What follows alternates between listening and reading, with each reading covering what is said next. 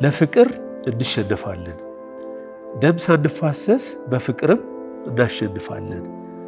የክፋትና የሴራ ፖለቲካ ሰለባዎች ካልሆንና ደህይቶ የማድሄት የኢኮኖሚ ፖሊሲ እናራምድ ካላል በስተቀር መርከቦቻችንና ሹፌሮቻችን ጠንቅቀው የሚያውቋቸው የአሰብና የምጽዋ የባህር በሮች አሳ ከማስገር በዘለለ አፋቸውን ከፍተው ከሚውሉ ኢትዮጵያ ብትጠቀምበት ምን ችግር አለው?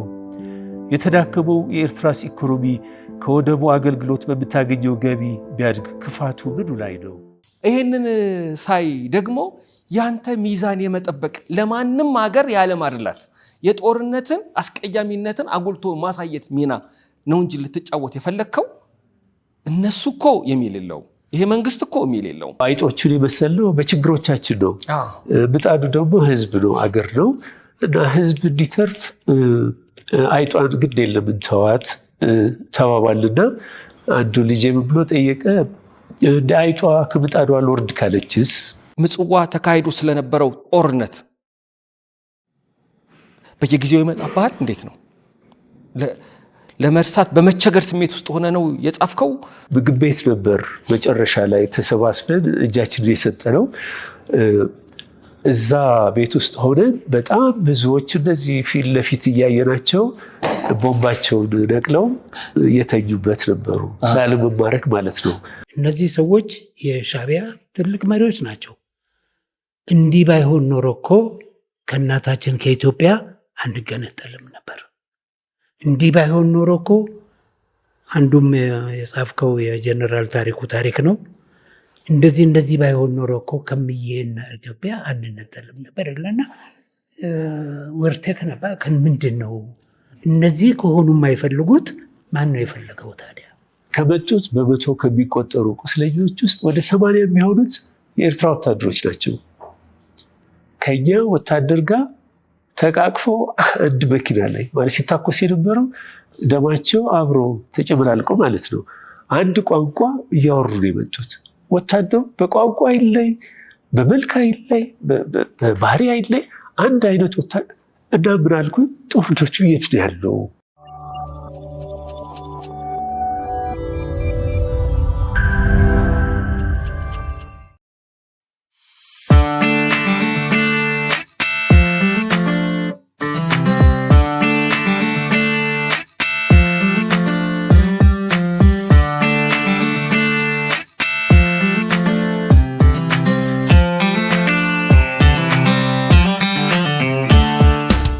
ውድ የነገረ መጽሐፍት ፕሮግራም ተከታታዮቻችን የዛሬው እንግዳችን ዶክተር ፍርዳወቀ ማሞ ይባላሉ።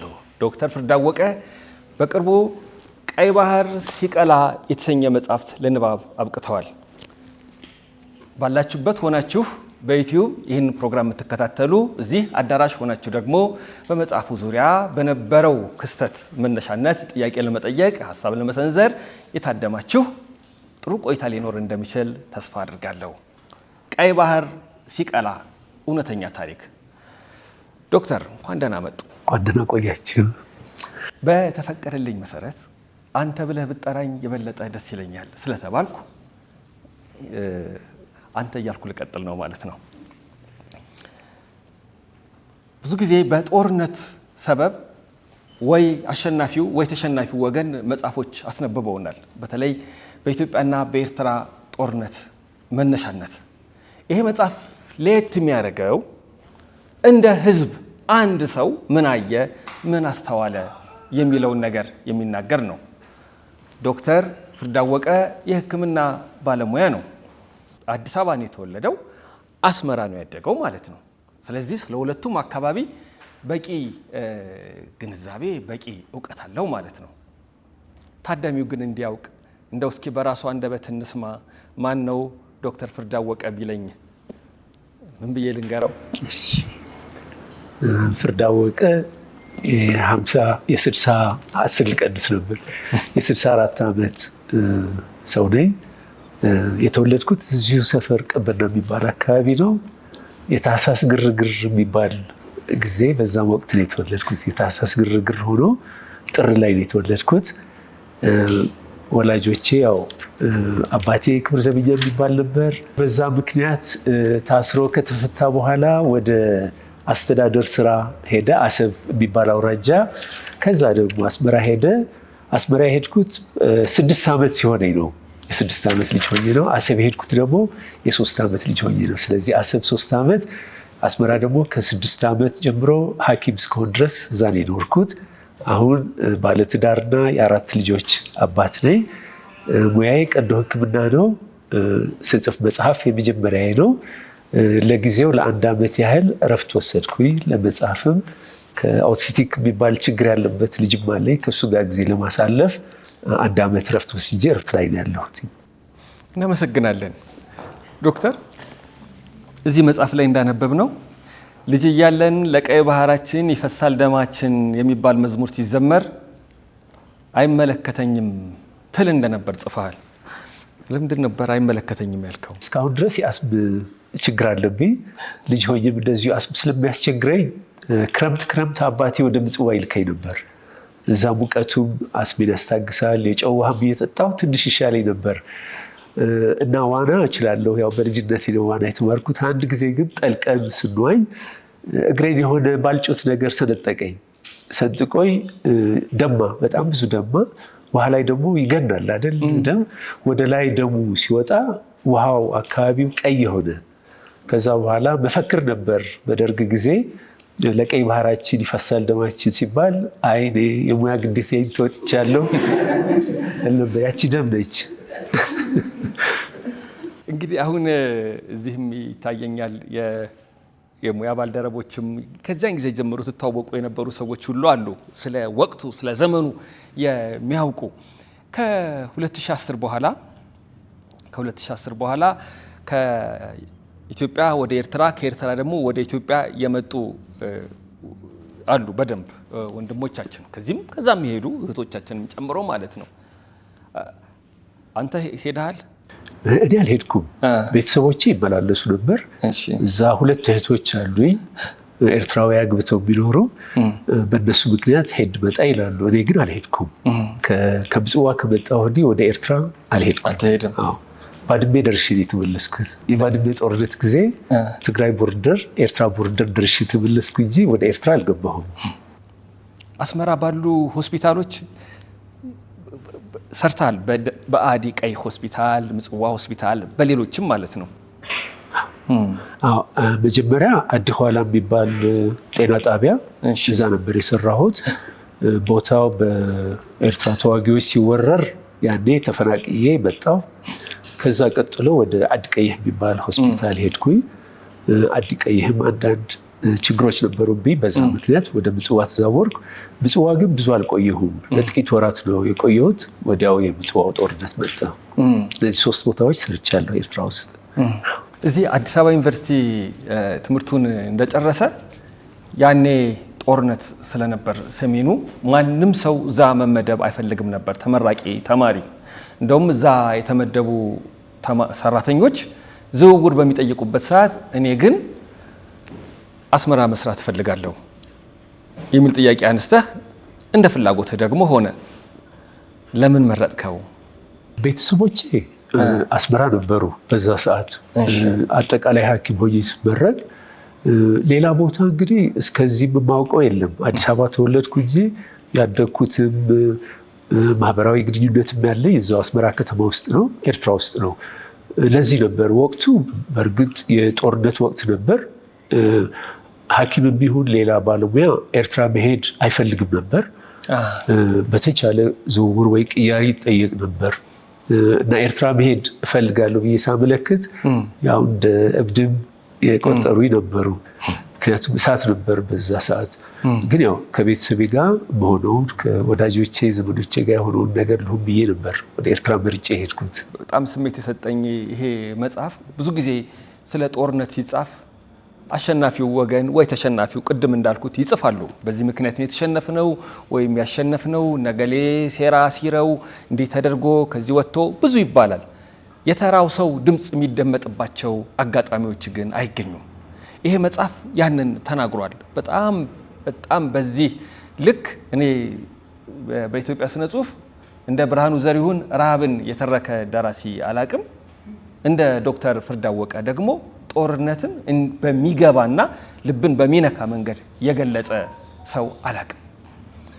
በአንተ መረዳት ጥሩ ጦርነት ወይም መጥፎ ሰላም የሚባል ነገር አለ? በጣም አስቸጋሪ ነው። እንግዲህ ጦርነት የሰው ልጅ ባህሪ ነው።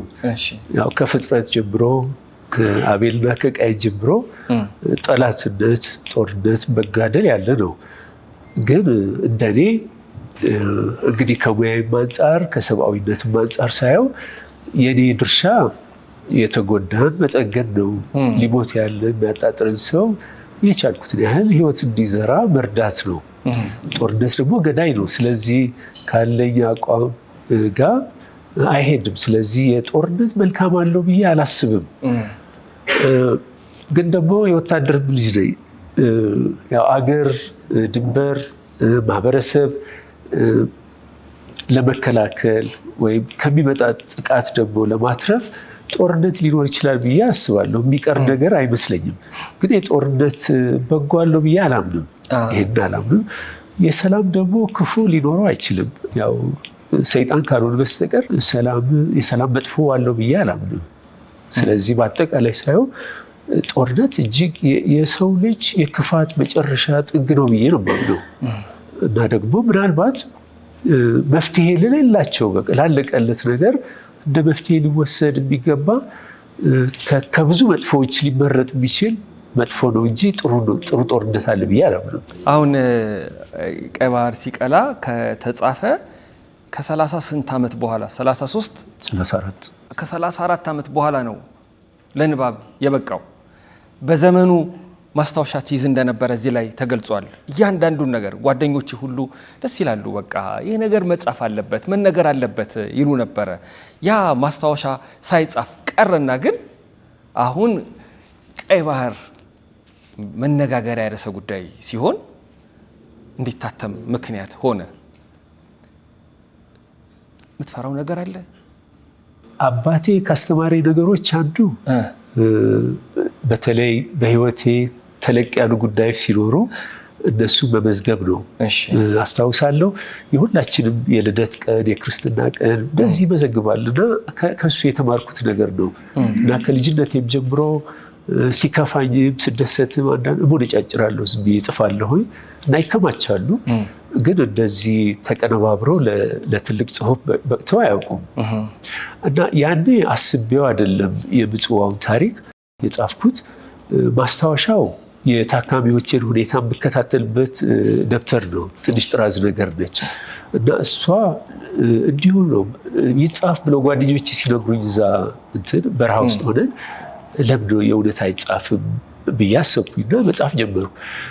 ግን ተጽፎ ምን ይሆናል የሚለው ጥያቄ ነበረኝ። ማለት እንተርፋለን ብዬ ስላላሰብኩኝ እንዲሁ ምናልባት ከተረፍን የሆነ ነገር ይሆናል፣ ካልሆነ አንዱ አግኝቶ ደግሞ ለታሪክ ይጽፈው ይሆናል።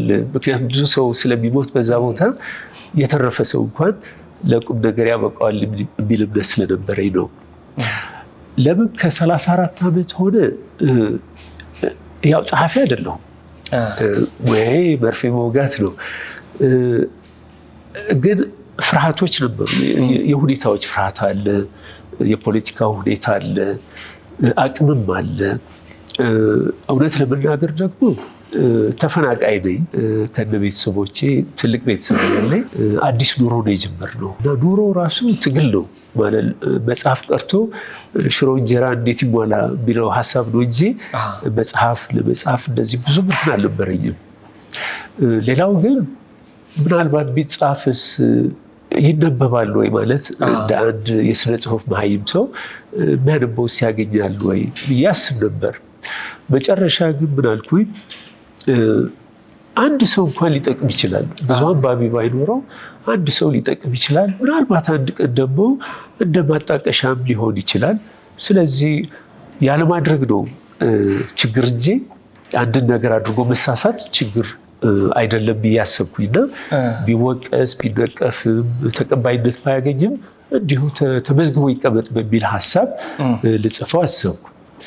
ሌላው ያው የወቅቱ ሁኔታም ነው። በዚህ ሰዓት የገፋፋኝ አንድም ወደ ጡረታም እየሄድኩኝ ስለሆነ ስራ መቀነስ ጀመርኩ። ለመጻፍ ጊዜ አገኘው። አሁን ያለው ሁኔታ ደግሞ ኃላፊነት ተሰማኝ። ይሄ የጦርነት እንትኑ መሽከርከሩ ያው ሊለቀን አዙሪቱ ሊለቀን አልቻለም እና ብዙ ለውጥ ባያመጣም እንደው ያለኝን ስሜት ልናገረው። ምክንያቱም ቅድም እንዳልከው የጦርነት መጽሐፎች አንዳንድ ለማንበብ በልቻለሁኝ። ግን ያው ብዙ ጊዜ አንዱን ጽንፍ የያዘ ነው፣ ወገንተኛ ነው፣ ያው የጦር ሜዳ ጀግንነት ነው። ብዙ ጊዜ ግን የህዝቡ የሰላማዊው ህዝብ ድምፅ አይሰማም እና እንደ አንድ ሰላማዊ ሰው ጦርነት ምን ይመስላል የሚለውን ከዚህ ከታንኩ ከመትረየስ ከጀብዱ ከምርኮ አለፍ ባለ ለሰላማዊ ሰው ጦርነት ምንድን ነው፣ በተለይ ደግሞ እንደ ሐኪም ጦርነት ምን ገጽታ አለው የሚለውን ለግንዛቤ ለመስጠት ያህል ነው መጽሐፉ በዚህ ሰዓት የጻፍኩት። መጽሐፉ ሲመረቅ ስትናገር ሰምቼ በጣም ስሜት የሰጠኝ ነገር አለና ሁለት ያረሳቸው ነገሮች አሉ። አንደኛው ለምጣዷ ሲባል አይጧ ትለፍ፣ ስለዚህ ምን ይደረግ የሚል አቋም አለ። ይሄ ቤት ከልጆቼ ጋር ስንወያይ ነው ማለት አንዳንዴ ይታለፍ ይሄ ነገር ይባላልና ያው አይጦቹን የመሰልነው በችግሮቻችን ነው። ምጣዱ ደግሞ ህዝብ ነው፣ አገር ነው እና ህዝብ እንዲተርፍ አይጧን ግድ የለም እንተዋት ተባባልና አንዱ ልጄ ምን ብሎ ጠየቀ፣ እንደ አይጧ ከምጣዷ ልወርድ ካለችስ ከተንሸራሸረችበትስ የሚለው ነገር መጣ። ሌላው ሀሳብ ምንድን ነበር ደግሞ አንዳንዴ ዱላውም ላይምር ይችላል ማለት አይጧ አትሙትም አትሙትም ምጣዱን ላይምረው ይችላል ሊደቁሰው ስለሚችል ምን ይሻላል ተባባልና ያው መፍትሄ ሆኖ ያገኘነው ምጣዱን ማጋል የሚለው ነው። ምጣዱ ከጋለ ያው ከስር ማጋል ምጣዱ አይጧም አታርፍም ከዱላም ምጣዱ ይተርፋል ማለት ነው። ምን ማድረግ አለብን ብዬ ሳስብ እንደ አንድ የኪነ ጥበብ ሰው እውነት ነው ምጣዷ መትረፍ አለባት፣ ምጣዱ መሰበር የለበትም። አይጡ ደግሞ አስፈላጊ አይደለም እና ምንድነው በቃ ከሁለት አንዳቸው ጉዳት ይደርስባቸዋል። በሰላም አይጧ ማለፍ ካለባት ለካስ የኛ አነበብን የምንል ሰዎች ተመረናል የምንል ሰዎች ሚናችን ምጣዱ እንዲግል ማድረግ ነው። ምጣዱ እንዲግል ካረግን አይጧ ትሄዳለች፣ ትሸሻለች፣ ትወርዳለች።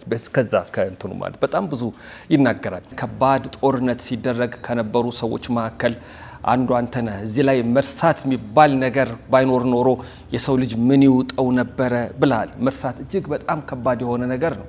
አዲስ አበባ ዩኒቨርሲቲ አንድ ጥቁር ሰው አእምሮ ትንሽ የተነካ ብዙ ጊዜ አየዋለሁ፣ ቆሞ ይናገራል። ምን ይላል? ትማራላችሁ፣ ትመረቃላችሁ፣ ትማራላችሁ፣ ትመረቃላችሁ። በየአመቱ ብዙ ሰው ገዋን እየለበሰ ይወጣል። ግን ተማርን የምትሉ ሰዎች የሰው ልጅ መርሳት የሚፈልገውን ነገር እንዲረሳ ማድረግ የሚችል መድኃኒት ፈልስፋችሁ አታውቁም ይላል። ብዙ ጊዜ ሰማው። በኋላ የሚያሳዝን ነገር ለካስ በህይወት ውስጥ ተከስቷል። ለሽንት ቤት ተቆፍሮ የነበረ ጉድጓድ ውስጥ ልጁ ሲጫወት እዛ ገብቶ ህይወቱ አልፏል። ያንን መርሳት ቸግሮት ነው እንደዛ ያለው። እንዴት ልርሳው? ይህንን እንኳን መፈልሰፍ ካልቻላችሁ የእናንተ መማር ምንድን ነው ብሎ ለመጠየቅ ነው ዩኒቨርሲቲ የሚመጣው፣ ቆሞ ማለት ነው፣ ሁልጊዜ ጮክ እያለ። በጣም ነው የሚረብሸው ይሄ ሰው። መርሳት በህይወታችን ለመርሳት የሚቸግሩ ብዙ ነገሮች ያጋጥሙናል ሰው ስለሆነን። አንዳንዴ ደግሞ እንረሳለን እንደመታደል ሆኖ። ስለ ምጽዋ ተካሂዶ ስለነበረው ጦርነት በየጊዜው ይመጣብሃል። እንዴት ነው ለመርሳት በመቸገር ስሜት ውስጥ ሆነ ነው የጻፍከው ወይስ በቃ ስለወጣለን?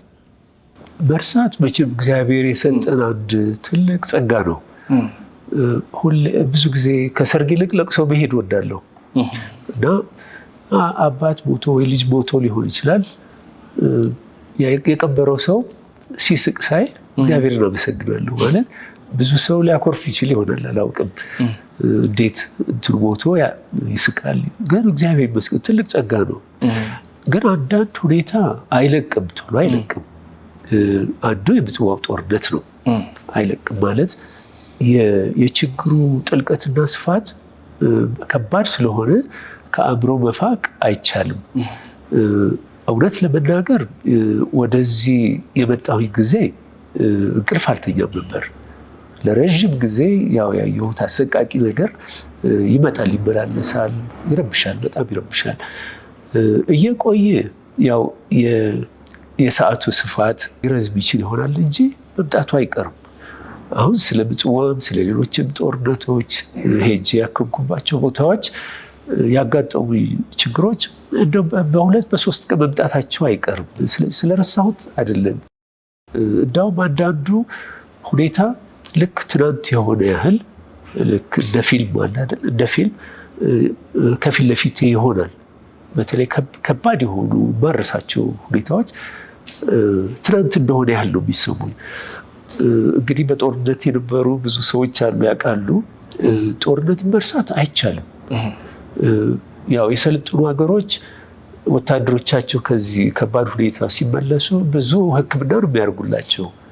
ምናልባት አሁን ዩኒቨርሲቲ ፊት ለፊት ያለው ወንድማችን ሊረዳ ይችል ይሆናል በእነዚህ ጠበብቶች ማለት የስነ ልቦና ጠበብቶች እና ይሄ ውስጥ ያለውን ነገር እንዲያወጡትና ከዛ በኋላ እንዳይረብሻቸው የሚደረግበት መንገድ ይኖራል። እኛ ጋር ግን የለም። እንኳን ለሕክምና ባለሙያ እዛ ጦር ሜዳ ውስጥ ባሩድ ውስጥ የዋሉት ሰዎች ራሱ የዚህ አይነት እርዳታ አይደረግላቸውም።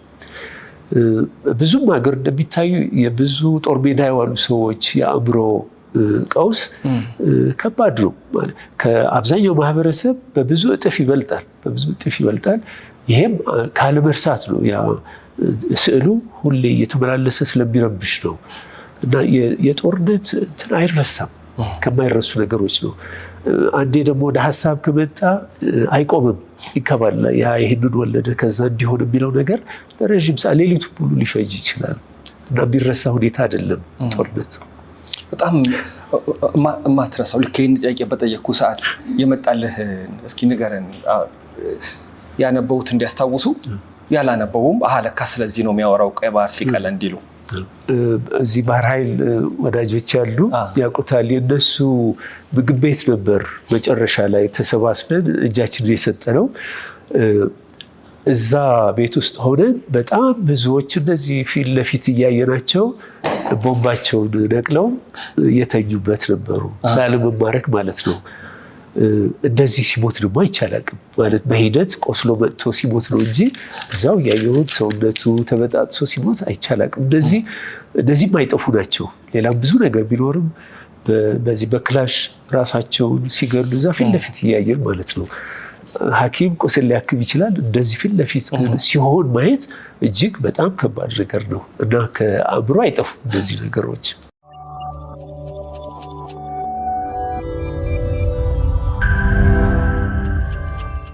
መካከላችሁ ውስጥ ብዙ ትላልቅ ሰዎች አላችሁ በየሙያችሁ። በእድሜም በአበርክቶም ላቅ ያሉ ሰው ድንገት ዞር ስል አየሁኝና ጨዋታው መቀጠል ከበደኝ። ብርጋዴር ጄኔራል ተስፋዬ ሀብተማርያም መካከላችን ይገኛሉ።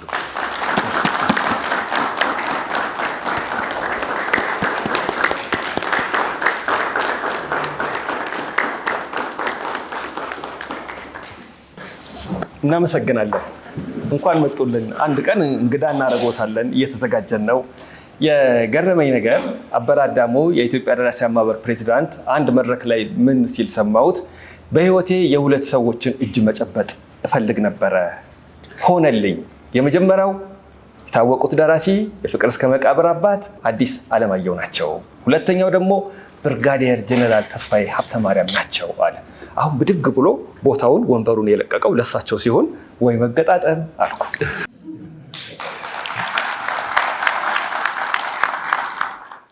ቀይ ባህር ሲቀላ እንቀጥላለን። ዶክተር ልክ እንዳልከው አንድ ቦታ ምን ይላል እንግዲህ ሙያ ከሕክምና ጋር ስለሆነም ከማዋለድም ጋር የተገናኘ ስራ የሰራህባቸው አጋጣሚዎች አሉ እና መጽሐፍ ላይ ራሱ ከምጥ ጋር ከእርግዝና ጋር ከስቃይ ጋር የተያያዙ ምሳሌዎችን ሁሉ ስትጠቀም ስሜቱ ስለሚሰማህ ነው ብዬ አሰብኩ። በ1982 ዓ.ም ያ ሁሉ ጦርነት ሲከናወን ያ ሁሉ ሞት ሲመጣ ብዙ ግፎችን ስትመለከት የሚወለደው ሕያው ይሁን የሞተ ሽል እርግጠኛ መሆን አልችልም ብለህ ጽፈህ ነበር ማስታወሻ ላይ። ከ34 ዓመት በኋላ ስታስበው ያ የተወለደውን መገመት የሚያስችል ደረጃ ላይ ደርሰሃል? የተወለደው ሕያው ሆነ ወይስ የሞተ ሽል እንደተወለደ ቆጠርከው? የሞተ ነው ብዬ ባልልም ያው ችግር ያለበት ልጅ ነው የተወለደው። ምክንያቱም ከችግር አልወጣንማ። ሁሌ እንደዚህ የሚል ምኞት ነበረኝ። ከኤርትራ ጋር ባለው ችግር በቃ በተቋጨ አሸንፈንም ተሸንፈንም ቢሆን መፍትሄ ባገኝ የሚል ምኞት ነበረኝ። ግን ያው ሁላችንም ተሸነፍን፣ አሸናፊም የለም። ያው ወጣቶቻችን ገበር፣ ሀብታችንን አወደምን እና ደግሞ ከአዙሪቱም አልወጣንም። ለሀገር ሞትን የተወለደው ነገር ሙት ነው አይደለም ሽሉ፣ ግን ችግር ያለበት ልጅ ነው የተወለደው። መንታ ልጅ፣ አንዱ ኤርትራ አንዱ ኢትዮጵያ። አላውቅም ወደፊት ደግሞ ኢትዮጵያ ውስጥ ስንት ልጅ እንደሚወለድ ችግር ያለበት አላውቅም። እና ባይሞትም ግን ችግር አለበት። ምክንያቱም መንገድ ስመጣ እኔ እንግዲህ ከብዙ ሰው ጋር ባልገናኝም ከብዙ ድሆች ጋር እገናኛለሁ እና የሚወራው ነገር ምቾት አይደለም። ያው እውነተኛ መሆን ስለሚያስፈልግ ይሄን እንላለን። ምቾት አይደለም እና የወለድነው ነገር ችግር ነው። ሞተ ባልልም እንደ ብሔር ባንጠፋም ባንከስምም ግን ብዙ ችግር ወለድን። ችግራችን ተባዛ ብዬ አምናለሁ። ራሱ እኔ አንዳንዴ ምን ይሰማኛል፣ በቃ በኤርትራም ኢትዮጵያ ውስጥም በተደጋጋሚ ስለ ሰላም እጦት ስለሚነገር፣ ስለ ጦርነት ስለሚነገር የከበደ ሚካኤል ግጥም ትዝ ይለኛል። አዝማሪና የውሃ ሙላት የሚለው ውሃው እንዲጎድለት እየፈለገ አዝማሪው ይዘምርለታል፣ ውሃው ግን ይቀጥላል እኮ። የሰማው ያልፋል፣ ያልሰማው ይመጣል፣ ቆሙ እንኳን አያዳምጥም። እና ስለ ሰላም የምንናገረው እንደዛ ሁሉ ይመስለኛል። ለውጥ አይመጣም፣ ውሃው ይወርዳል፣ ምንድነው መደረግ ያለበት የሚል ሁሉ እንዲሰማን ያደርጋል። እንዳልከው ለውጥ ያመጣሉ ብለን ተስፋ ያደረግንባቸው ነገሮች ሁሉ በእንጭጩ ሲቀጩ ይህን ጥያቄ እንድናነሳ ምክንያት ይሆነናል። እኔ አሉላ አባ ነጋን በጣም ወዳቸዋለሁ። ራስ አሉላ አባ ነጋ ዶጋሊ ብለህ ደግሞ ስለ ዶጋሊ ስትጽፍ እኔ ራሱ የሄድኩ መሰለኝ። በጣም ነው የገለጽከው ያንን ቦታ። ዶጋሊ እንግዲህ በታሪክም በአካልም ነው ብዙ ጊዜ የጎበኘሁት ማቀው። እጅግ ጀግና ሰው በጣም አደንቃቸዋለሁ። ምናልባትም ከአፄ ምኒልክ በፊት የጥቁር ሕዝቦችን ጀግንነት እና የነጭን የበላይነት አውርደው የታዩ ሰው ናቸው እና የሚያኮሩ ሰው ናቸው። ትልቅ ጀብዱ የፈጸሙበትን ቦታ እንግዲህ ከኔ በላይ የጦር ሰዎችም አሉ ቦታውን የሚያውቁ። ይሄ ዶጋሊ የሚባለው ቦታ ነው። ምናልባት ላለሁ ይሄ ዶጋሊ የሚባለው ሌላ ሀገር ቢሆን ኖሮ በጣም ትልቅ ሐውልት ይሰራበት ነበር። በጣም ትልቅ፣ ምክንያቱም ፈርቀዳጅ ነው።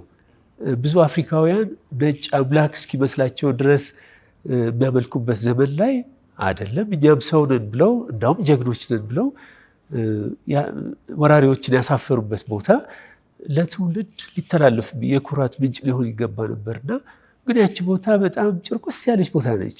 በጣም ድሃ ቦታ ነው። እንዳውም ራስ ማድነቅ እንዳይሆንብኝ ዶጋሊ ማለት የተሸከመችው ታሪክ ከብዷት የሰመጠች ቦታ ትመስለኛለች ብዬ ነው የገለጽኩት። ታሪኩ ትልቅ ሆኖ ግን ቦታው ትኩረት ያልተሰጠው ቦታ ነው። ከሁሉ ደግሞ አሁን ማዝነው ምንድነው የባሰ መሆኑ ነው። እኚህ ሰውዬ የትግራይ ሰው ናቸው። እኚህ ጀግና የትግራይ ሰው ስለሆኑ ለኤርትራ ምንም አይደለም ማለት አይደለም። የተንቤን ሰው ይሁኑ የደርታ ሰው ይሁኑ ያው ኢትዮጵያዊ ናቸው፣ አፍሪካዊ ናቸው። ለአፍሪካ እንደ ጥቁር ኩራት ሆኖ መታሰብ ሲገባቸው የበለጠ ደግሞ የአካባቢ ሲወርድ ማየት በጣም ያሳዝናል። እና ዶጋሊ ሊሰጠው የሚገባውን ያህል ክብር ምኑንም አላገኘም ብዬ ነው የማምነው። ምናልባት ትውልዶች ያው የኛ በሽታ ሲተዋቸው ትልቅ መታሰቢያ ያደርጉለታል ብዬ አስባለሁ። ይሄ ዘር የምናምኑ ችግር ሲጠፋ ትልቅ መታሰቢያ የታሪክ መማሪያም ይሆናል ብዬ አስባለሁ። በጣም ብዙ ጦርነት ተካሂዶ ነበር። ዶጋሊ አይተሃል። ልብ ይነካል የተገለጸበት መንገድ በራሱ። እኔ ሁሌ እንደ አንድ ተራ ሰው እንደ አንድ ኢትዮጵያዊ ጥያቄ የምጠይቀው ራሴን እና ጥፋተኝነትም የሚሰማኝ ግጭት ለተካሄደባቸው አካባቢዎች ወይም ጦርነት ለተፈጸመባቸው ስፍራዎች እንደ ሰው ምንድነው ሊደረግላቸው የሚገባው? መንግስት አይደለም መንግስት ምን ያደርጋል ያልኩ አይደለም። አንድ ከያኒ መስራት ይገባሉ ለምታምነው ነገር የለም? ሰው ቅድሚያ የሚሰጠው ነገር አለው። ለምሳሌ የሞቱ ሰዎች ይኖራሉ። ለነሱ ዝክር መስጠት አንድ ነገር ሆኖ መታሰቢያ ማድረግ አንድ ነገር ሆኖ ግን እዛ ያለው ሰው ቀሪው ሰው ሊታሰብ ይገባዋል። ምክንያቱም ጦርነት ደምሳሽ ነው። ጦርነት በጣም አፈናቃይ ነው። መሰረተ ልማት የሚያፈርስ ነገር ነው። ሰውን የሚነጣጥል ነው፣ የሚለያይ ነው፣ አካለ ስንኩል የሚያደርግ ነው እና እነዚህ እዛ ያሉ ሰዎች መታሰብ ይገባቸዋል። ብዙ ጊዜ ያው ሐውልት ስናቆም አንዳንዴ እንዳውም ምን እላለሁ፣ ሐውልት ከሚቋቋም በህይወት ያሉት ሰዎች መጠለያ ቢሰራላቸው፣ ቢመገቡ፣ ቢለብሱ ይሻላል። ያ ሀዘናቸውን በትንሹ ቢሆን ያስረሳል። መታሰቢያው አያስፈልግም ማለት አይደለም እና ከስነ ልቦና ማቋቋም ጀምሮ ማለት ነው እስከ ምግብ፣ መጠለያ፣ ልብስ፣ ሌላም ስራ ሊደረግላቸው ይገባል። ብዙ ጊዜ ያው ጦርነትን የሚያካሂዱ ሰዎች የዛችን የጦርነትን ውጤት ነው የሚያዩት እንጂ ከጦርነቱ በኋላ ያለውን ነገር አላውቅም፣ የሚያስቡት እንደሆነ አላውቅም። ግን እስካሁን እንደማየው ብዙ የወደሙ ቦታዎች መልሰው ሲቋቋሙ አናይም። የተለያዩ ቤተሰቦች ኤርትራና ኢትዮጵያ ተለያዩ ሲገናኙ እንኳ አናይም። የደህዩ ሰዎች፣ ስራ የነበራቸው ሰዎች ስራቸው ተመልሶ ሲገነባላቸው አናይም። መንገዶች ተመልሰው ሲቋቋሙ አናይም። ለነዛ ሰዎች ከስነ ልቦና ጀምሮ እስከ መሰረታዊ ፍላጎታቸው ሊሟላላቸው ይገባል። እንደ ማህበረሰብ አንቂ ይሁን እንደ ኪነ ጥበብ ሰው ደግሞ የዛን ገጽታ በትክክል ማሳየትና ትርፋማ እንዳልሆነ ወደፊት እንዳይደገም የማድረግ ስራዎች ሊሰሩ ይገባል ብዬ አምናለሁ። ለቅሶ በላኸኝ ወይም ለቅሶ በላሁት የምንለው ነገር አለ። ይገርማል። እና ስለ እንደዚህ አካባቢዎች ሳስብ እኔ ራሴ እንደዛ ባይሉኝም እነሱ በላኸኝ ባይሉም በላኋቸው አይነት ስሜት ስለሚሰማኝ ነው። በአንድ ሰው የተነሳ የአካባቢው ስም ይጠለሻል። በአንድ ሰው የተነሳ የአካባቢው ስም ደግሞ እንደተቀደሰ ነገር ይቆጠራል። ግን እንደ አንድ ዜጋ ምን አድርጌያለሁ ብዬ ሳስብ ለራሴ የምሰጠው ማርክ 0 ስለሚሆን ነው።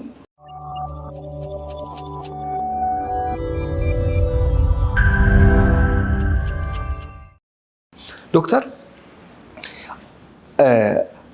በተለይ በጣም በሚያሳዝን መንገድ የተገለጸው አንተ ተሰራበት የነበረው ሆስፒታል የደረሰበት ውድመት ነው።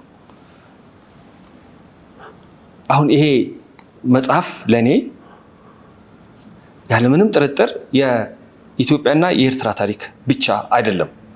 ይሄ መጽሐፍ በጦርነት አዙሪት ውስጥ ላሉ አገራት በሙሉ የሚሆን ነው። በተለይ እየዞረ እየተዟዟረ 10 ጊዜ ለሚጎበኛት አፍሪካ፣ ጦርነት ቤቷ ለሆነች አፍሪካ በጣም ብዙ ነገር ይናገራል። በእንግሊዝኛ ቋንቋም በፈረንሳይኛ ቋንቋም ተተርጉሞ ዓለም ቢያነበው የሚናገረው ጥልቅ ሀቅ እንዳለ አምናለሁ። በተለይ የሆስፒታሎቹ ታሪክ፣ በሆስፒታሎቹ ላይ የደረሰው ውድመት።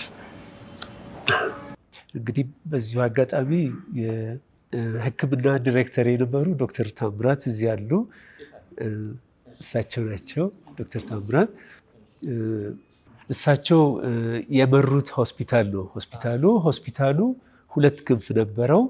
የእነሱ የወገኖች ፒኦ ወንዶሰን አንዱ ዊንግ ነው። ሌላው ክንፍ ደግሞ የሲቪል መታከሚያ ሆስፒታል ነው። ያው ሻይ አብረን እንጠጣለን እንጂ የሚታከሙት ለየብቻ ነው። የሲቪልና የወታደር ህሙማን የሚታከሙበት የተለያየ ነው። ሆስፒታሉ እዚህ ኢትዮጵያ ውስጥ በጣም ቆንጆ ከሚባሉ ሆስፒታሎች አንዱ ነበር። በዲዛይኑም ቢሆን በጥንካሬውም ቢሆን የክፍሎቹ ስፋት፣ ምቾት በጣም ግሩም የሚባል ሆስፒታል ነበር። ያው በጦርነቱ ጊዜ የሆነ ያው ጦርነት እንግዲህ አይመርጥም፣ የሚመታውን አይመርጥም። የወታደሩን ብቻ ሳይሆን እኛንም አልማረንም። እዛው እንግዲህ እነዚህ ወገኖች ያስታውሳሉ፣ አንድ ወደ 40 ታካሚዎች የነበሩበት ሰፊ ክፍል ነበር። ባንዴ ብዙ ታካሚዎች የሚተኙበት ክፍል፣ እሱ ላይ ከባድ መሳሪያ አርፎ እዛ የነበሩ ህሙማንም የሕክምና ባለሙያዎችም ሁሉ ናቸው የሞቱት። የቆሰለም የለም፣ በሙሉ ናቸው የሞቱት። እንግዲህ ይሄ እንደዚህ ወደመ። ሌላው የሆስፒታል ክፍልም በሚመጡ ሮኬቶች፣ በመድፍ፣ በሌላም ስማቸው ብዙ አላውቀውም፣ በሚመጡ ፈንጂዎች ብቻ ተሞዳድሷል እና በጣም አስፈሪ ነው። ያን የመሰለ ውብ የነበረ ከግቢው ጨምሮ ውስጡም በደንብ ተስተካክሎ የተሰራ ሆስፒታል እንዳልነበረ ሆኖ ተመልሰን ስናየው ለመለየት ራሱ ያስቸግር ነበር። እንዲሁ ብረቱ ወጥቶ ምን ብሎ እንግዲህ ውስጥ የነበረው የሕክምና መሳሪያ ይሁን ታካሚዎችን በተቻለ መጠን ለማሸሽ ሞክረናል። ዋናው ነገር እሱ ነበር። ከዛ ከሆስፒታሉ ለማሸሽ ሞክረን ተሳክቶልናል፣ ወደ እነሱ ቤዝ ማለት ነው፣ ወደ ባህር ኃይሎቹ። ነገር ግን ሆስፒታሉ መልሶ የሚቋቋምም አይመስለኝም። የወደመበት ውድመት በጣም ከባድ ነበር። አዎ እንደተባለው ነው እንግዲህ መንገዱም ሆስፒታሉም ተቋማቱም ይበላል የዚህ የጦርነት ነገር። ወደ ታዳሚው ከመሄዳችን በፊት የመጨረሻዎቹ አንቀጾች ልቤ ውስጥ ታትመው ቀርተዋል እና በአንተ ድምፅ ብንሰማው ደስ ይለኛል። 398 ለፍቅር እንሸነፋለን ከሚለው ብትጀምር።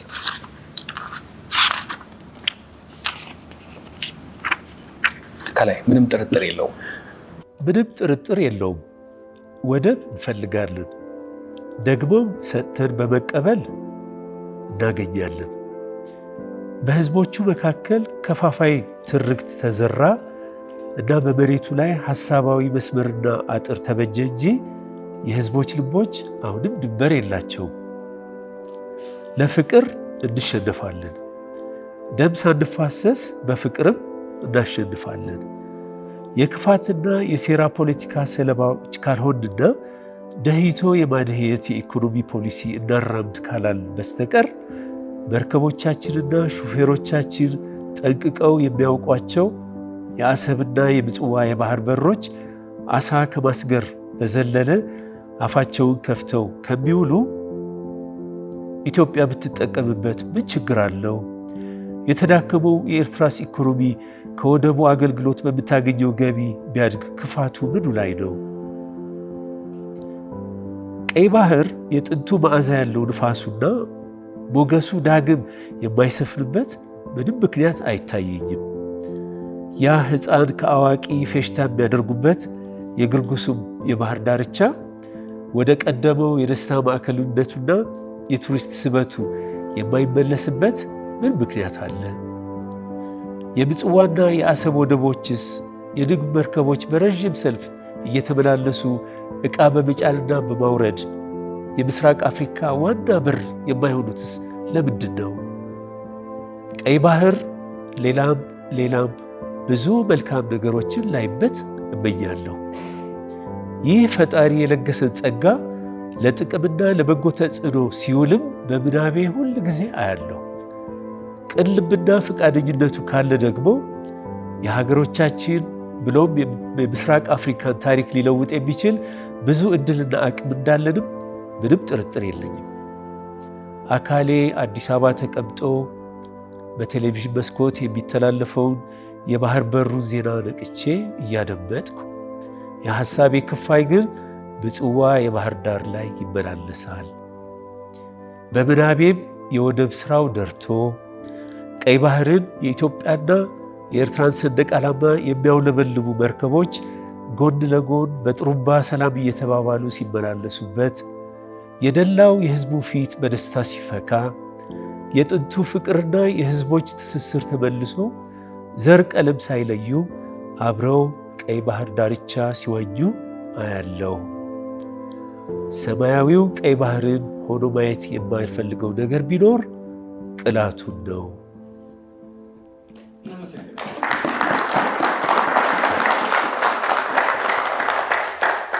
ሰማያዊው ቀይ ባህር ሲሆን ማየት የማልፈልገው ነገር ቢኖር ቅላቱን ነው። ደምን የመቃወም ጦርነትን የመቃወም እልቂትን የመቃወም ድምፅ ቀይ ባህር ሲቀላ በዶክተር ፍርዳወቀ ማሞ።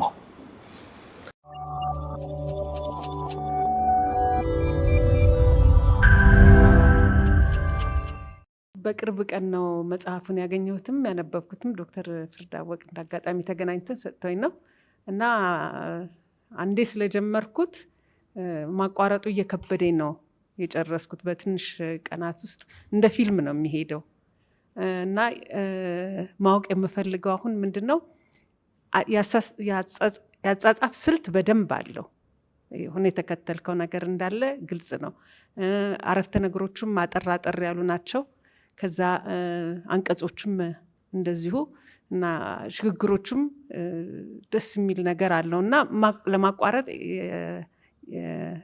ያቅታል እና በዛ ውስጥ የሚነገረን የአንድ ወር የሚሆን ጊዜ የነበረ ትረካ ነው በተለይ እና በዛ ውስጥ ግን ብዙ ነገሮችን ይዛቸው እያስታወስክ የጻፍከው ነው። አንዳንድ ቦታ ደግሞ ለማሳቅም በደንብ የሚያስቅ እኔ ለምሳሌ በጣም መጽሐፍ እያነበብኩ እንደዚህ ስቄ አላቅም፣ ግን እርዳታና ማስተባበሪያ ኮሚሽን መጋዘን ክፍት ሆናቸው አግኝቶ ብዙ ማውራት አልፈልግም፣ ምክንያቱም ሰው መጽሐፉን አላነበበው ይሆናል እና እዛ የተፈጠረው ነገር በጣም ያስቅ ነበር እና እንደ ፊልም ነው ያየሁት። እና ስልትህ ምንድን ነበረ ስትጽፍ? አንተ ጽፌ አላቅም ጸሐፊ አይደለሁም ስትጀምርም ትላለ መጽሐፉ ላይ ዛሬም ደግመሃል። እኔ ግን እንደሱ መስሎ አልታየኝም። እና ስልቱ ምንድን ነበረ? በስንት ጊዜ ውስጥ ጻፍከው መጽሐፉን? ስትጽፍስ ቀን በቀን ነበረው የምትጽፈው? ስንት ሰዓት ትጽፋለህ? ወይንስ ችግሩስ በምትጽፍበት ጊዜ ያው እንዳለ ሆኖ ይሄ ሁሉም ትራውማው ግን ካጻጻፉ ራሱ ችግሮችህ ምንድን ነበሩ ያጋጠሙህ? እንዴትስ አድርገህ አለፍካቸው? እነዚህ በቃ ፕሮሰሱን ብታወራልን ደስ ይለኛል። ሌላው ደግሞ አንድ ነገር ልብ ያልኩት መጽሐፍ ውስጥ ስለ ምግብ ጉዳይ ብዙ ጊዜ አለ እና አናስበው ይሆናል፣ ግን ምግብ የጠፋበትም ጊዜ አለ፣ የተገኘበትም ጊዜ ብቻ ሳይሆን ከምግብ ጋር ያንን መክተትህና የምግቡ ራሱ ቦታ አለው በታጣም በተገኘም ጊዜም በደህናም ቀን እንደዚሁና እዛም ላይ ትንሽ ብታወራልን። እንደውም ዶክተር ቆንጂት ጥሩ አያያዘችው። አንድ የሞተ ሰው ስጋ የሚመገብ አሳ አልበላም፣ በዚህ ጋር ራሱ ይገናኛል። በጣም ያስደነግጣል። አንዳንዴ ካልነበርንበት ማይገባን አለ አይደል? አንተ ኖር አይተዋልና ከዛ ጋር አያይዘን መመለስ ይችላል። ስልት አላውቅም ማለት በትክክሉ ብናገር ይሻለኛል። ወዳጄን ሳማክረው ስለ ስልት ብዙ ነገር ነገረኝና ያው ሌክቸር ነው እንደዚህ የሚባላል፣ ግን በቃ ግዴ እንደ ወሬ አውራው አለኝና በዛ ነው የሄድኩት እንጂ የተከተልኩት ስልት የለኝም። ግን ብያለሁ ሳስበው ካስተማሪ ነገር ይመስለኛል ሁሉም ነገሮች ስዕላዊ ገላጭ የሚባለው ትረካ አነጻጻሪ የሚባሉ ያለበት ይመስለኛል አልኩኝ። ግን ለማንኛውም ያለ ልክ እንደምታወራኝ እንደዚሁ አድርገህ ለአንባቢዎቼ አቅርብላቸው ስላለኝ ያን ተከትዬ ነው የጻፍኩት እንጂ ስልት የለኝም። የምግቡ ጉዳይ በዛ ሰዓት ያው ትልቁ ጥያቄ ምግብ ነው፣ ህይወት ከተረፈ በኋላ። ምክንያቱም ረሃብ ቀጥቶናል። እንዳውም ብዙውን ቆርጦብኝ ነው ሀያሴ እንጂ ብዙ የምግብ ነገር ነበረው። ቆንጂት ደግሞ የምግብ ባለሙያ ስለሆነች ለዛም ሊሆን ይችላል። እና ብዙ ጥያቄ ረሃብ ነው፣ ምግብ ነው። ትልቁ ፌሽታ በዛ ሰዓት መመገብ ነው። ትልቁ ስለ ምግብም የገፋችሁ ረሃቡ ነው። እውነት ነው።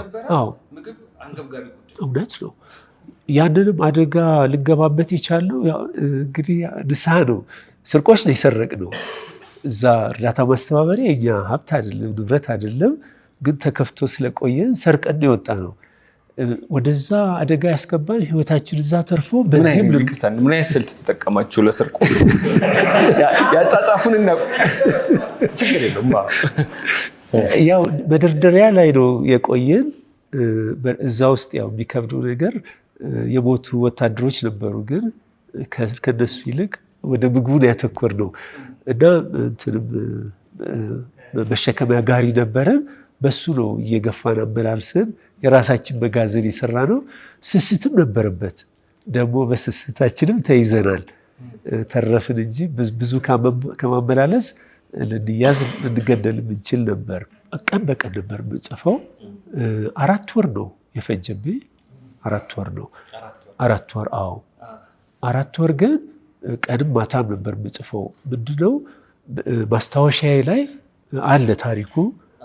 እሱ የተወሰነ ደግሞ ማስታወሳቸውን በተለይ ንግግሮቹን አልጻፍኳቸውም።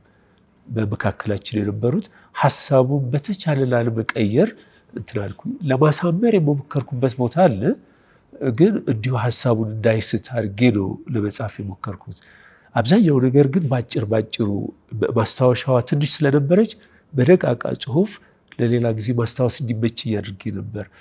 ከዛ መገልበጥ ስለነበር እንዳውም አንድ ጸሐፊ ወዳጄ ስንት ወረቀት ቀደድ ካለኝ ስርዝም ድልዝም አልነበረኝም። ራሴን ትልቅ ላድርግ አይደል? እኔ ያው ታይፕ ሰነፍ ነኝ፣ አልችልም ኮምፒውተር ብዙ። እህቴ ነች ጻፈችልኝ፣ በወረቀት አድርጌ ሰጠኋት፣ እሷ ነች። እና ይሄ እጄ ሁሉ እንትን ብሎ ነበር፣ ደድሮ ነበር የጻፍኩበት፣ ደድሮ ነበር። ቤት ያው መጻፍ አልችልም፣ ቤቴ ትንሽ ነች። በዚህ ላይ ኦቲስቲክ ልጅ ስላለኝ ጓደኛዬ ነው፣ እሱ ደግሞ አያሰራኝም። ስለዚህ ካፌ ነበር የምጽፈው። ካፌዎቹም ይሰለችኝ ነበር ማለት ቀን ሙሉ ላለው ሳልፈልግ ኮካም ሻይም እያዘዝኩኝ ቀን ማታም ነበር የምጽፈው። የጻፍኩትን ለእህቴ አስረክባታለሁ፣ እሷ ደግሞ ታይፕ ታደርግልኛለች። በዚህ ነው የጻፍኩት። የማለቅስበትም ጊዜ ነበር ማለት አንዳንድ ይሄ ወደ ማስታወስ ጀርባ ያስቀመጥኳቸው ነገሮች እነሱ ዝርዝሩ ሲመጣብኝ የማለቅስባቸው ጊዜዎች ነበሩ። 1 2 3 ታሪኮች አሉ እንደዚህ መሆንባቸው ማለት ባሰብኳቸው ቁጥር እንትን ባይሁሉም ይመጣበት እንትን ያደርጋል፣ ስሜታዊ ያደርጋል። ግን በተቻለ ገታ እያደረግኩኝ ጽፍ ነበር። ስለ አሳዎቹ ጉዳይ ያው በልጅነቴ በቀጥ ይባላል። ይሄ ቆላ ሀገር ይወጣል። ምጽዋ የነበሩ ሰዎች ያውቁታል። ሽፍታ ነው። ሽፍታው ትልቅ ሲሆን ደግሞ ሀበግበግ ይሉታል። እና ልጅ ሆኜ ብዙ አሳዎች ነክሰውኛል፣ በልተውኛል። ከዛ ሀበግበግ አግብቼና እፈራለሁ። እነዚህ አሳዎች ግን በኋላ ያየሁት ያው ሙታንን በአጥንት ሲያስቀሩ ነው። አንድ የምጽዋ ባህር ጨው በጣም ከባድ ነው። እሱም አለ። ባህር ላይ የሚንሳፈፉ ብዙ ሙታን ነበሩ። እሱም አሳዎቹም ራሳቸው ያዩ ናቸው። እንደዚህ አንዴ አይን ይቆነጥራሉ፣ አንዴ ጉንጭ ይቆነጥራሉ። በትንሽ ጊዜ ውስጥ በቃ ባዶ አጥንቱን ነው የሚያስቀሩት። የምበላው ደግሞ እንደዚሁ አሳዎች ነው እና በተዘዋዋሪ ያው ሰው ነው የሚበላው ማለት ነው። እና ላለመብላት ወስኜ ነበር፣ ግን ደግሞ አይቻልም ግዴታ ያው ሰው በቀጥታ ልብላ እንጂ ሰው የበላ አሳ በበላ ምንም ችግር የለውም በሚል መጽሐፉ ላይ አንድ እንዴ ካረጉኝ ነገሮች መካከል አንዱ ምን ይላል? አይዞህ የሚለው ቃልና ጆሃ ልክ ነኝ? አጠራሪ የኤርትራ ቋንቋ ጆሃ የሚለው ቃል ያለው ኢትዮጵያ ውስጥ ብቻ ነው፣ በሌሎች መዝገበ ቃላት ውስጥ የለም። አይዞህ ማለት ወይም ጆሃ። አሻም የሚለው ቃል በኦሮምኛ እንደዚህ አቻ ይመስለኛል። ይህንን ስትጽፍ አይዞህ ያሉ የሙያ ባልደረቦች ነበሩ ወይስ እንደው አረ ዶክተር እንደው ዝም ብለህ ሕክምና ቀጥል እንጂ መቀስና? ያው አጆሃ ብቻ ሳይሆን እንድጽፍ ያደረጉኝ ጓደኞቼ ናቸው። በተለይ ዶክተር ግርማይ እዚህ ያለ ዶክተር ግርማይ ካልወጣ ዶክተር ግርማይ እንዴት ተነስተኛው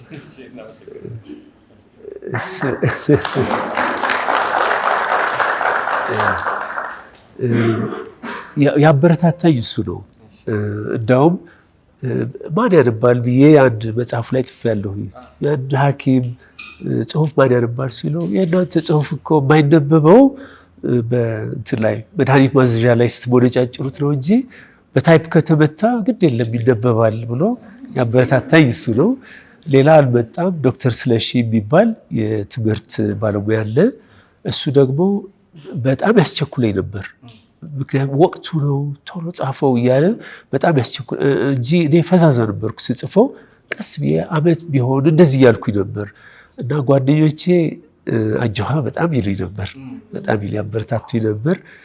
ሌላው ሴቷ ልጄም እንደዚሁ እየመጣች ስጽፍ ማታ ቸምቸም እያደረገች እንቅልፌን ታጠፋልኝ ነበር። አሁን የለችም አጋጣሚ ሆኖ እና ብዙ ጓደኞቼ አጆሃ ይሉኝ ነበር። መጀመሪያ እግዚአብሔር ይስጥልኝ፣ እግዚአብሔር ያክብርልን ማለት ወዳል። በጣም ከልቤ ነው ማመሰግነህ። ለምንድን ነው ብትሉ እኔ ባጭሩ ተወልጄ ያደግኩት ሆለታ ወታደራዊ ካምፕ ውስጥ ነው። አባቴ ወታደር ነበር፣ የደርግ ወታደር። ከልጅነት ጀምሮ ገና ስናቅ አጎቶቻችን፣ ዘመዶች እዛ ያሉት ጓደኞች አባት ሲሞቱ በየቅዳሜ ማን ነው የሚረዳው አሁን ደግሞ እያለን ያደግ ነው እና ለቅሶ በቃ ኤርትራ ሄዶ ቀረ። አንዱ ጓደኛ አሁን ኤርትራ ሄዶ አባቱ ይሙት መርዶ ሳይመጣ ነው ያደገው። በኖረ ደስ ይለኝ ነበር አሁን እና እንደዚህ እንትን ውስጥ ነበር ያደግኩት። ከዛ ደግሞ ታላቅ ወንድሜ 44ኛ ኮርስ አባቴ አይ መኮንን አንድ ሰው ከቤቱ ወታደር መሆን አለበት ብሎ ወታደር ቤት ገባ። ታላቅ ወንድሜ በጣም ወደውና ማከብረው ወንድሜ ሻምበል ሆኖ ያው ከጦርነቱ በኋላ በትሮማ አለቀው ስላለ ነው የሞተው። በቃ በጣም አሁን ታውቃለህ እስከ ሞት የሚያደርሰው በትሮማ ሞተ።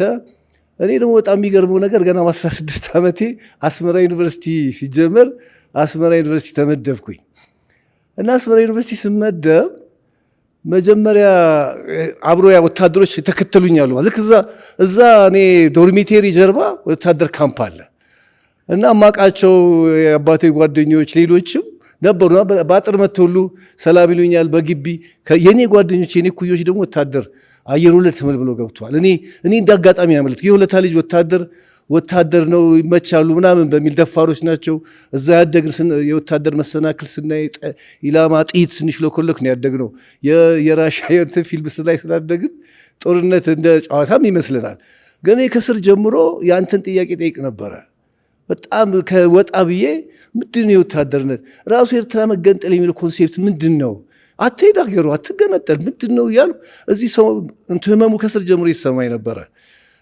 በጣም ነበር የሚሰማኝ። በ16 ዓመቴ ነው ዩኒቨርሲቲ የገባሁት። ቶሎ እንትን ብዬ ነበር። እንዳጋጣሚ ስገባ እዛ ደግሞ ሲሄድ እንዳልኩ በአት ወታደር አብሮ እዛ ሄዳል አይደለ? በሙሉ ማቃቸው ወታደሮች ነበሩ።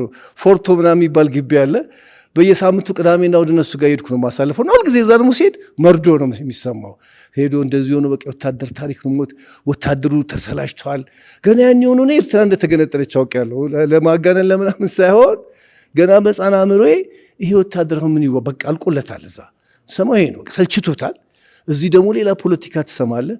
ህዝቡ ደግሞ እንዳጋጣሚ አብሮኝ የነበሩት የአስመራ ልጆች አብረን ተኛ ነበረ። በጣም የሚገርመው ነገር አብሮኝ አንድ አልጋ ላይ በቃ አስመራ ይበርዳል ብለን የእሱን ብርድ ልብስ ደርበን አንድ አልጋ ላይ ለሁለት እንተኛ ነበር። ልጆች ስለነበር ሌላ አንድ ምናሴ ፍሬም ጓደኛ ነበር እና እሱ ደግሞ በየዘመዶቹ ባክስቶቹ አጎቶቹ ቤት ይዞን ይሄዳል። ትግርኛ ወዲያውን የለመድኩት ያው አፍሮ እንትናል አስመራም ሰለሞንም ስሚስ ምን ይሽምካ ይላል ሰለሞን አተማና የኛ ነህ ምናምን ይላሉ። ለማን እንዳረው ይሄን ምናምን ይሉ ነው ህዝቡ። ህዝቡን ሳይኮሎጂ ደግሞ በዚህ ጋር ያለው በዚህ ጋር ወታደሩን እንትና ያለው እና ህዝቡ እንዴት ግራ እንደገባው አይ ነበረ። በአንድ በኩል ያው ደርግ ይቀጠቅጠናል ምናምን ይለናል ያረጋችሁ እንዴ። በዚህ በኩል ደግሞ ሻዕቢያ እንትን ካላረገ የት እንግባኛ እንደ እንትን እኮ ነው። ከጣሊያን ጊዜ ጀምሮ እንደተኮረኮምን ነው። እንደው በጣም ማረሳው ቀልድ ጣሊያን በአስፋልት ላይ አትሂዱ ብሎ በቃ እየቀጠቀጠ መርሻ ቤዲ አስለመደን። አሁን ደግሞ ደርግ መርሻ ቤዲ እንዳስለቅቆ ለምን ያኔ በሴኩሪቲ ሆነ የተነሳ አስመራ እንትኖች ተዘግተው ነበር ብዙዎቹ እና በቃ የት እንሂድ የሚል ስሜት ነበራቸው። የሀገር ፍቅር ማህበር ያን ጊዜ መስሪያ ቤቱ ራሱ አልፈረፈም ነበር። ቢሮ ብዙ አዛውንቶች አግኝቼ ማውራት ነበረኝና ምንም ያልገባኝ ጦርነት መተላለቅ እንደማማች በቃ እንትን የቆየው ውስጤ ነበር የቆየው ጓደኞቼን ምክንያቱም ቤተሰቤንም አፌክት ያደረገ ነበርና በሙሉ ያ ታሪክ አይዶን የኔ እንትን ፕሮጀክት ሆነ የጻፍኩ ነው የመሰለኝ። እዚህ ውስጥ ስለ ሰላምም ከራስ ጋር የምትነጋገሩ የምታስበው ነገር ሁሉ ይሄ ምን ነገር በቃ የነበረበት ነገር ሲብላላኒ ጊዜ አግኝቼ አልጻፍኩትም። ላስቲር እርግጥ አንድ አጭር መጽሔት ላይ በቃ እንትን አለኝና ከጓደኞቼ የሰማሁት ከአንዲት ምንጭ ሁለቱም ወታደሮች ሄዱ የሚቀዱባት ተራራ ተፋጠው በረሃብ ሊያልቁ ሲሉ ከዛች ምንጭ እየሄዱ ሁለቱም እየተጠባበቁ ከአንድ ምንጭ ቀድተው የሚመለሱበት ታሪክ ጽፌያለሁ። እና ሁለቱም ተመልሰው ተጠባብቀው እኩል ጉድጓዳቸው ገቡና እኩል ነው የሚለውንም ኮንሴፕት ለማምጣት ነውና በጣም ትልቅ ነገር ነው ያረከው። እግዚአብሔር ውለታን ይክፈል።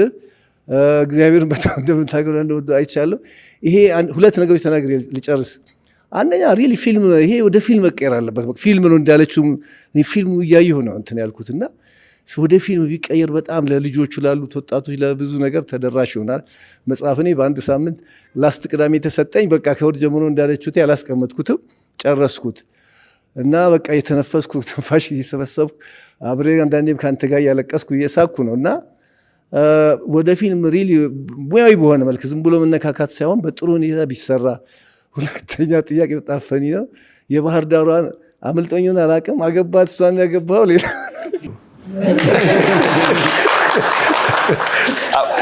እንደው እነሱ ሲያጨበጭቡ የማያውቁ ሰዎች ለምንድን ነው የተጨበጨበው ብለው ግር እንዳይላቸው ግን ትንሽ መንደርደሪያ ሰጣቸው። ይህን ያህል ያስደሰታቸው ነገር ምንድን ነው ብለው የጠየቁ ሰዎች ይታያሉ።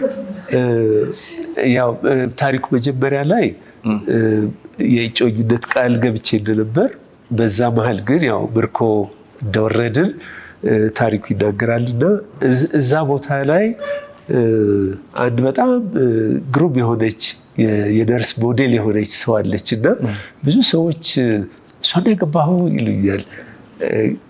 ማለት ያው ለወንድሜ ነበር እሷን ያሰብኳት፣ ግን አልሆነም። ወንድሜ አሁን በህይወት የለም።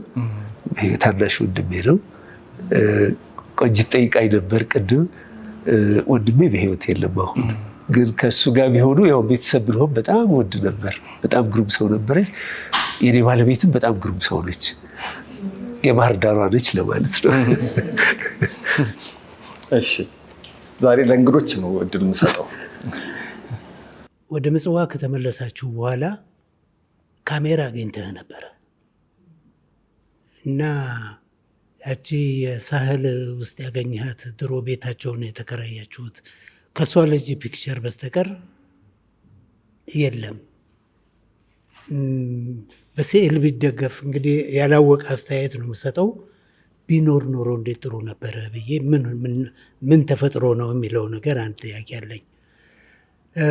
በዚህ አጋጣሚ አንድ ቅድም ያነሳው አዲሱ ትውልድ የኤርትራን የመገንጠል ጥያቄ ፎር ግራንትድ ነው፣ በቃ ወስዶታል። ከህዝቡ ጋር በመሆንህ ቋንቋቸውንም ባህሉንም ስለምታውቅ በቆዳህ የሚገባ ነገር አለ፣ ገብተዋል። እኔ ደግሞ የሚገርመኝ ነገር አንዴ ኤርትራን ያየሁት እኔ የራሴ ሀገር ሳትሆን መሆን ካቆመች በኋላ የሰው ሀገር ሆና ነው ያየኋት። የሆነ ልዑክ ቡድን የኢትዮጵያ መንግስት አቋቁሞ አይ ቲንክ አንዳንዶቻችሁ ታውቋቸው ይሆናል። ዘሪሁን አስፋው ነበረበት፣ ማን ያዘዋል እንደሻው፣ እንዳለ ደንበል ብሔራዊ ቲያትር የነበረው እንደዚህ አይነት ሆነን አንድ ዴሌጌት ተፈጥሮ ሄደን ነበረ እና የምናገኛቸው እዛ ስንሄድ የሻዕቢያን ከፍተኛ አመራሮች ነበር። ማለት ከኢሳያስን ሳይሆን ከኢሳያስ ስር ያሉ ዋና ዋና ካድሬዎች ናቸው። ከነሱ ጋር ነው የምንውለው። ማለት የተላክንበት ጉዳይ እነሱን በስነ ጽሁፍና ለፕሮፓጋንዳ ስራቸው እንዲመቻቸው መሰለኝ እነሱን ኢኔብል ማድረግ ነበር። ለዚህ ነበር የሄድነው። እኛ እንግዲህ እንደ አበሻ ደግሞ በደንብ ቀስ ብለን በወጀቡ እንዳንሄድ ቀስ ብለን ኦብዘርቭ ለማድረግ እንሞክር ነበረ፣ ተነጋግረን ማለት ነው። እና አንድ ጊዜ ማታ ማታ ግብዣ ይጋብዙናል። ቢሮው አለ፣ ሁሉ ነገር አለ። ሰው ሞቅ ይለዋል።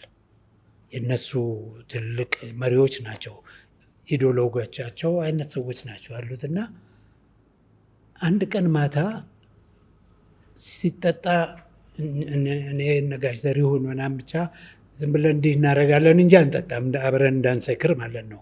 እነሱ አለፉ ያንን መስመር እና ምን አሉ፣ ለቅሶ በለቅሶ ሆነ። እነዚህ ሰዎች የሻዕቢያ ትልቅ መሪዎች ናቸው። እንዲህ ባይሆን ኖሮ እኮ ከእናታችን ከኢትዮጵያ አንገነጠልም ነበር። እንዲህ ባይሆን ኖሮ እኮ አንዱም የጻፍከው የጀነራል ታሪኩ ታሪክ ነው። እንደዚህ ባይሆን ኖሮ እኮ ከምዬና ኢትዮጵያ አንነጠልም ነበር ይላልና ወርቴክ ነበር።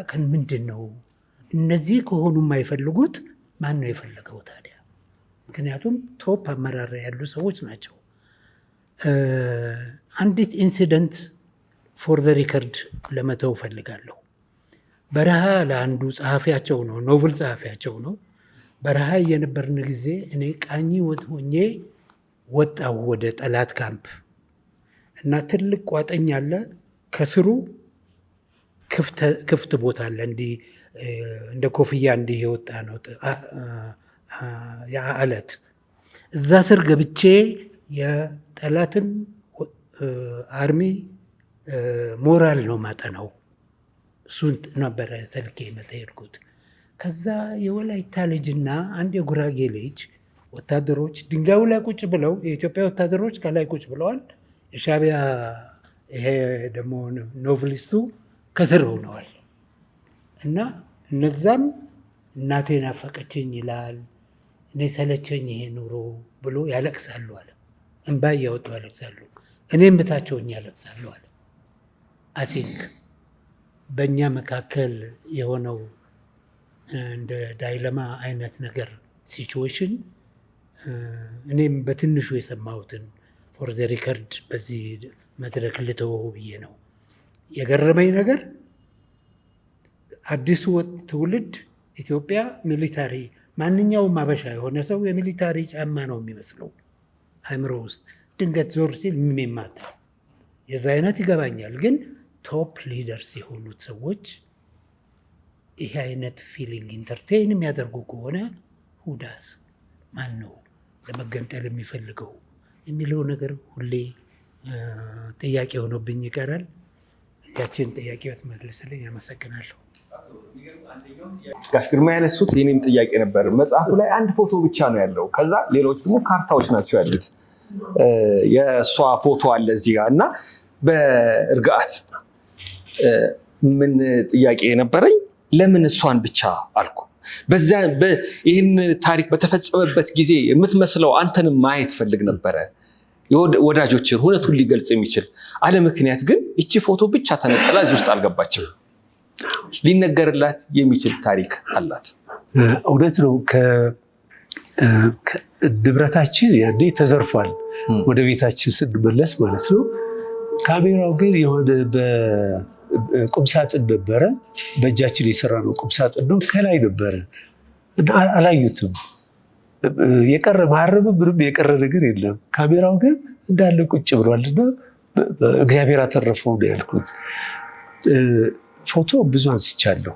ያው ብዙ መጽሐፉ ውስጥ ማስገባት ስላልፈለግኩ ነው። እዛ የነበረው ሰቆቃ ብዙ ያነሳሁት ነበር።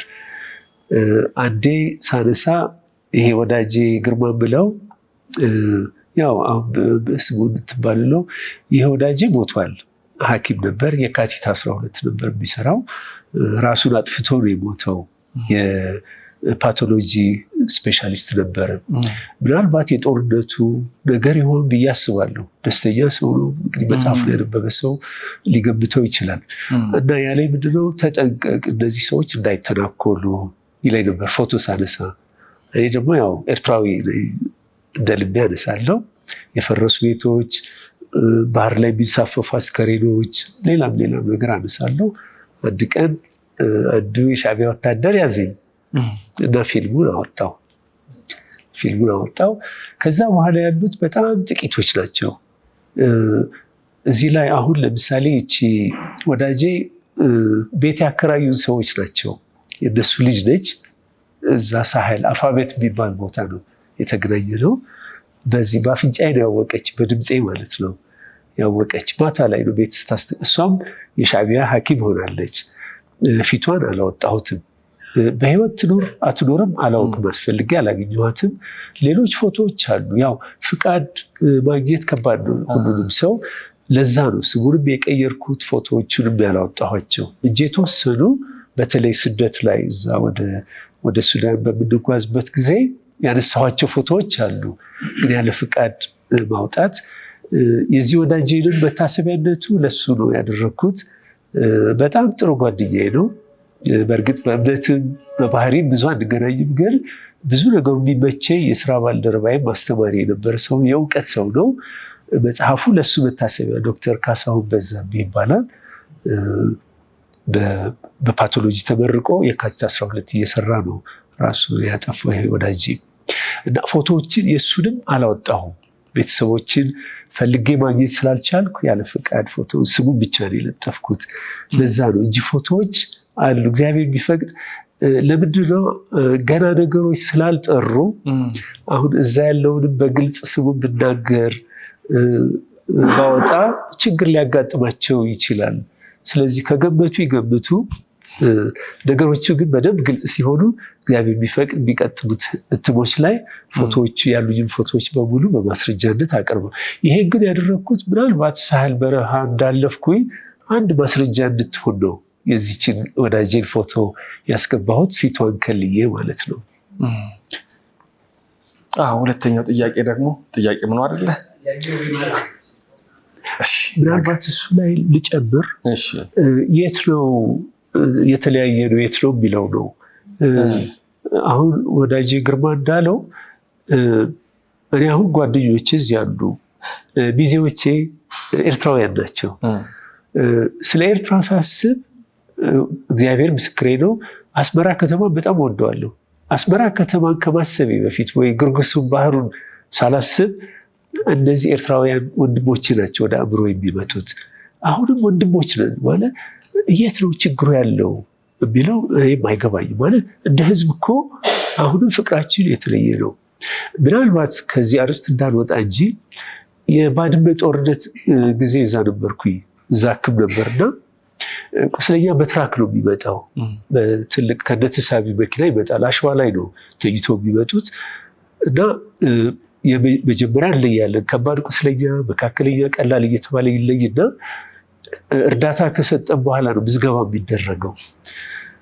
ከመጡት በመቶ ከሚቆጠሩ ቁስለኞች ውስጥ ወደ 80 የሚሆኑት የኤርትራ ወታደሮች ናቸው።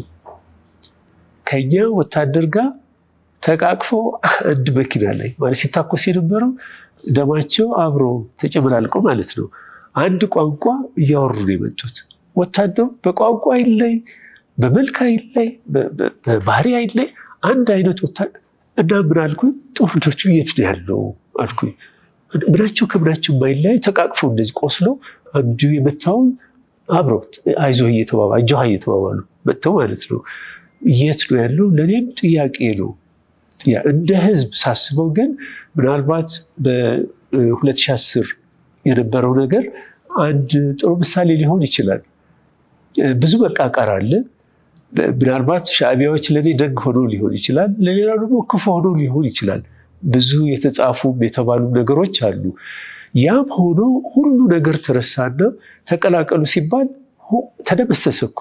ቂም የለ ምን የለ፣ ህዝቡ መልሶ አንድ ሆነ እና የወዳጄ ግርማ ጥያቄ የኔም ጥያቄ ነው።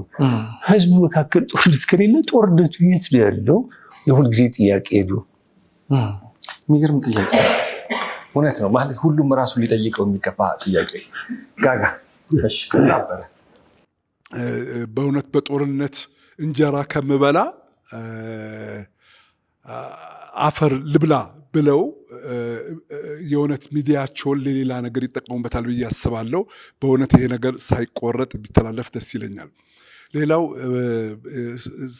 ሁል ጊዜ የበጎ ሰው ሲነሳ ከሌ ተሸለመ ሲባል ቶሎ አያለሁኝ። ሁሌ የእውነት ለመናገር ፍርዱ ነው ትዝ የሚለኝ። ምክንያቱም ፍርዱ ማለት በአጋጣሚ ኢንተርንሽፕ ሆኖ ሲሰራ አብረን ያላደርንበት አብረን ያልዞርንበት ሆስፒታል የለም። ለራሱ የሚኖር ሳይሆን ለሌላ ሰው የሚኖር በአጋጣሚ ኃይለማርያም ሆስፒታልም ተመድቦ ሲሰራ እኔ እሱን ልጠይቅ ሄጄ ከባድ የመኪና አደጋ ታስታውሰው ከሆነ አላውቅም፣ የዛን ጊዜ ኤችአይቪ በጣም እንደ ጉድ የሚወራበትና ያውም አዳማ አንደኛ ነች በምትባልበት ጊዜ ራሱን ለመከላከል ሳያስብ ግላቭ እንኳን ሳያደርግ ኮሪደር ላይ ሲያደርግ እኔንም ቀላቅሎኝ የረጂ ሐኪም አድርጎኝ ነበረ። ማረሳው ማለት ነው። ማለት ለራሱ ሳይሆን እና ምን አለ ይሄ ያልተዘመረለት ወንድሜ መቼ ነው ይሄ ሰው ገድሉ የሚወጣለት እያልኩኝ አስብ ነበርና ራስ ደስታም ተመድቦ በሚሰራበት ጊዜ ማመን የሚያስቸግር ዶክተር ፍርድ አወቀ ደሞዙን በተቀበለ በሶስተኛ ቀን የአውቶቢስ የለውም። እሺ በቃ ለጎዳናዎች እና የእውነት ትህትና ሲባል ፍቅር ሲባል ወደ አእምሮ አንዳንድ ጊዜ እንራራቃለን፣ አንዳንድ ጊዜ እንገናኛ። መጀመሪያ ብልጭ የሚልብኝ እሱ ነው። ወደ ባድሜ ሊሄድ ሲል የመጨረሻ ምሽት ምናልባት አብረን እራት በልተናል እና ዘበኞቹ ጽዳቶች ሁሉ ዘመድ እንደሞተባቸው ነበር ያለቅሱ የነበሩት። ምክንያቱም አንዳንድ ጊዜ ከእነሱ ጋር ስታየው እነሱ ሐኪሞች እሱ የእነሱ ተላላኪ ነው ይመስል ትህትናው ከልክ ያልፋል። የሚዘገንን ትህትና ታውቃለህ አላውቅም በጣም እና ፍርዱ ብዙ ነው። ምናልባት ይህንን መጽሐፍ ሌሊት ላይ ያነበብኩኝ ሳስብ ቤት ልቀቁ ወይ ደግሞ የመኪና አደጋ ወይ የቤት እሳት ቃጠሎ ተነስቶ ካሉት ነገር ላይ ጭልፍ አድርጎ ይዞ የወጣት እንጂ ውስጡ ብዙ ነገር እንዳለ መመስከር ፈልጌ ነው።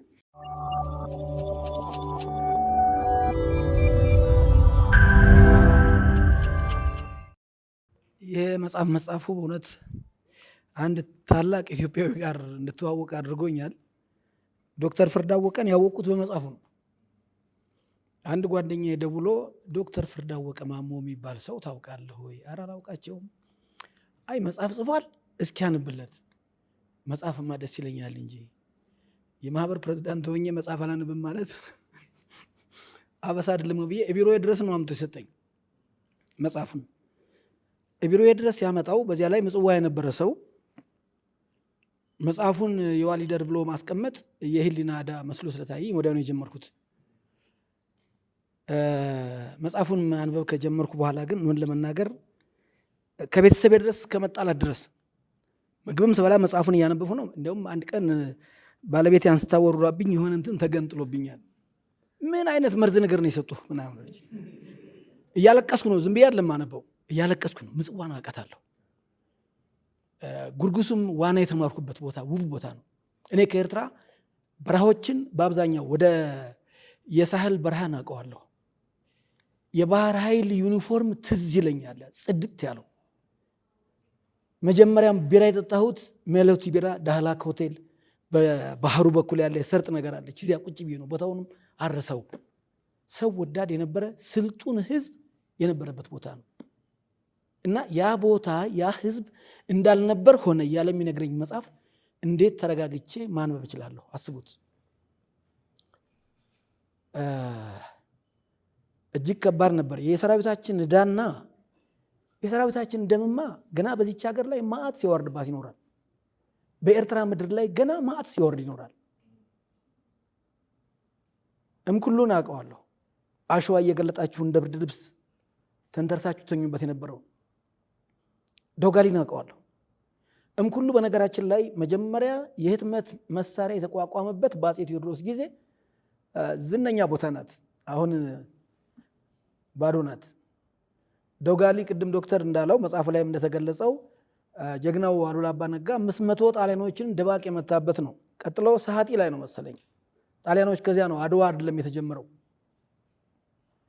እና ሳነበው ለተወሰነ ቀን ታመም ሄድ አሳመመኝ። አንተ ሰውዬ ምንድነው ያመጣህብኝ ብዬ ልነግረው ሁሉ አስባለሁ። ግን ነው ሳላስቀምጠው ጨረስኩት። የፍርድ ቤት ቀጠሮ አምልጦኛል። በዚህ የተነሳ ፍርድ ቤት ጀውጄ ቁጭ ብዬ እኔ በህግ ላይ ነው የምሰራው። እየተጠራው ሳልሰማ ቀርቶ መጽሐፉን ያነበብኩት አልፎኛል። ቁጭ ብዬ ማጋነን ሊመስል ይችላል። በጣም ድንቅ መጽሐፍ ነው። በጣም ሳነበው ከታደሰ ቴሌ ሳልባኖ መጽሐፍ ጋርም እያነጻጸርኩ ነበር። አይ ምጽዋ የሚለው መጽሐፉ የጀነራል ተሾመ ተሰማ ጀግናው አሟሟት፣ የኮሎኔል በላይ አስጨናቂ ኢትዮጵያን ሰንደቅ ዓላማ ለብሶ እንዴት እንደሞተ በራሱ መሳሪያ በኋላ ደግሞ አንተ የገለጽከው ቦምብ የፈነዳ ቦምብ ካምስሩን እንትኑን ስፕሪንጉን ነቅለው የሚተኙበት ጀግኖች የቴዎድሮስ ደቀ መዛሙርት እዚያ መጽሐፍ ውስጥ አይቻለሁ።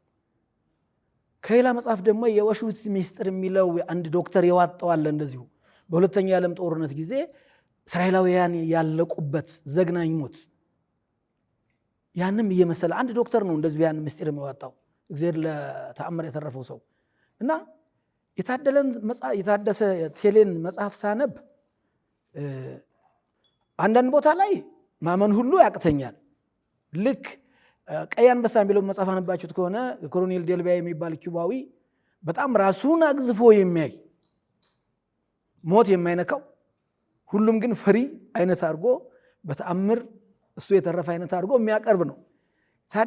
የታደሰ ቴሌ መጽሐፍም ጀነራል ተሾመ ተሰማና ጀነራል ጥላሁን እጅ የሰጡት ለሻዕቢያ ሬዲዮ ሲለዋወጡ እንዲህ ያለው ገሌ ጀነራል እንዲህ ያለው ምናምን እያለ ልክ እሱ ጥይት የማይፈራ ይመስል ጥይት የማይነካውም ይመስል እንዲያ እያለ ነው የሚገልጽልን እና የፕሎዚቢሊቲ ጥያቄ ይነሳል ብዙ ቦታ ላይ የታደሰ መጽሐፍ ላይ።